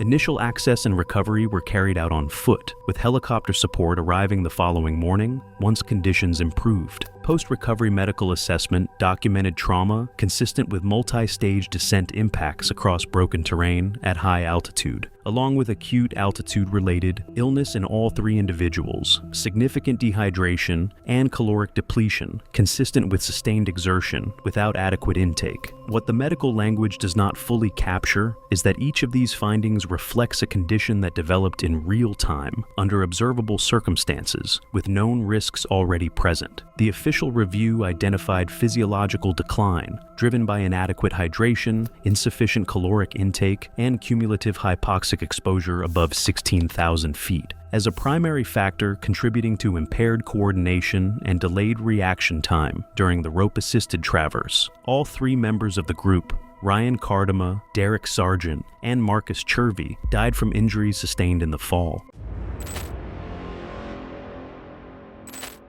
It was May 12, 2018, on the upper descent ridge of a high peak in eastern Nepal at approximately 27,000 feet above sea level, a place where the atmosphere holds roughly a third of the oxygen available at sea level, and where the margin between functional and non-functional is not measured in effort, but in minutes.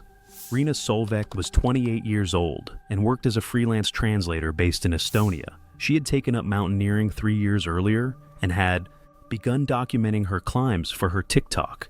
Colleagues who had climbed with her described her as physically capable. Her conditioning was genuine, her pace on lower elevations consistently strong, but easily distracted when a camera was in her hands. She had framed the expedition as both a personal milestone and a content project simultaneously, and the two goals competed for attention in ways she had not fully resolved before the ascent began. She carried a 2-camera setup alongside her standard high-altitude kit and had hired a Sherpa guide through a regional operations firm based in Kathmandu. The decision to film at the summit was not irrational in intent. She had worked toward that moment for months, and the footage captured there, the views, the wind, her own voice over it, was exactly what her audience had been following the build-up for. The problem was not filming itself. It was that at this altitude, her cognitive performance had already begun to degrade in subtle but compounding ways, leading to shortened attention span, delayed responses, and reduced awareness of time spent on secondary tasks. Oxygen management is not a background task. It requires consistent, active attention. Every pause to adjust a shot, every moment reviewing a clip instead of checking a gauge, reduced the already narrow functional margin she had remaining. Her cylinder had been calculated for a standard ascent and descent with a narrow margin. The filming introduced irregular stops that the planning did not fully account for. Her Sherpa noted during the summit sequence that her flow rate had become inconsistent and that she was beginning to respond with increasing delay when spoken to. He reminded her to monitor the gauge carefully. She acknowledged him with shortened responses and continued filming in intermittent bursts rather than continuous focus. On the early descent, he repeated instructions more firmly as her compliance became less immediate. By the time they reached the upper descent ridge, her oxygen cylinder was depleting ahead of the projected timeline, and the spare was located at a fixed cache point further down the route with travel time that could vary significantly depending on conditions, traffic, and weather. The upper descent ridge drops steeply through wind-packed snow and exposed rock, where the only sounds are the low hiss of oxygen regulators and the crunch of crampons on ice. A climber descending roughly 30 feet behind her later told investigators she had slowed noticeably around 27,000 feet, stopping twice in close succession, once to attempt another filmed segment and once to adjust her mask. Her movements were becoming less coordinated, with pauses between actions that suggested increasing cognitive lag rather than simple fatigue. Her pace did not recover after the second stop. He assumed exhaustion and maintained distance while keeping her in view. Her Sherpa checked her gauge and confirmed it was nearly empty. He immediately initiated a radio call to the lower cache point and instructed her to continue descending without stopping. Her responses were fragmented and slow, often delayed by several seconds, and at times not fully aligned with what had been asked. Her mask shifted slightly during this sequence and was not corrected immediately, further reducing oxygen delivery. Her Sherpa physically steadied her twice as her balance deteriorated. The second time, she dropped to her knees on the slope and required assistance to remain upright. Her gaze was fixed downhill, unfocused, and no longer tracking movement in a coherent way. The climber behind reached them and attempted emergency oxygen sharing through his own regulator in short intervals. The relief was brief and insufficient, providing momentary stabilization without restoring sustained function. She became unresponsive within approximately 4 minutes of going to her knees. Breathing was shallow when the radio confirmation was sent. A second guide arrived later, carrying a replacement cylinder from the lower cache point, but her condition had already progressed beyond recoverable hypoxia. No revival attempts were successful. She was declared dead in the mountain. What happened to Rina feels, in the most honest sense, like a combination of clear technical failure in judgment and a very human refusal to mentally downgrade a goal she had already invested so much into. She was clearly not untrained or unaware. She had real experience, real preparation, and competent support. But she repeatedly treated filming as something parallel to survival, rather than something that had to be fully subordinated to it at that altitude. Her Her family retrieved footage from her accounts in the weeks following and had it removed. The account was taken down shortly afterward,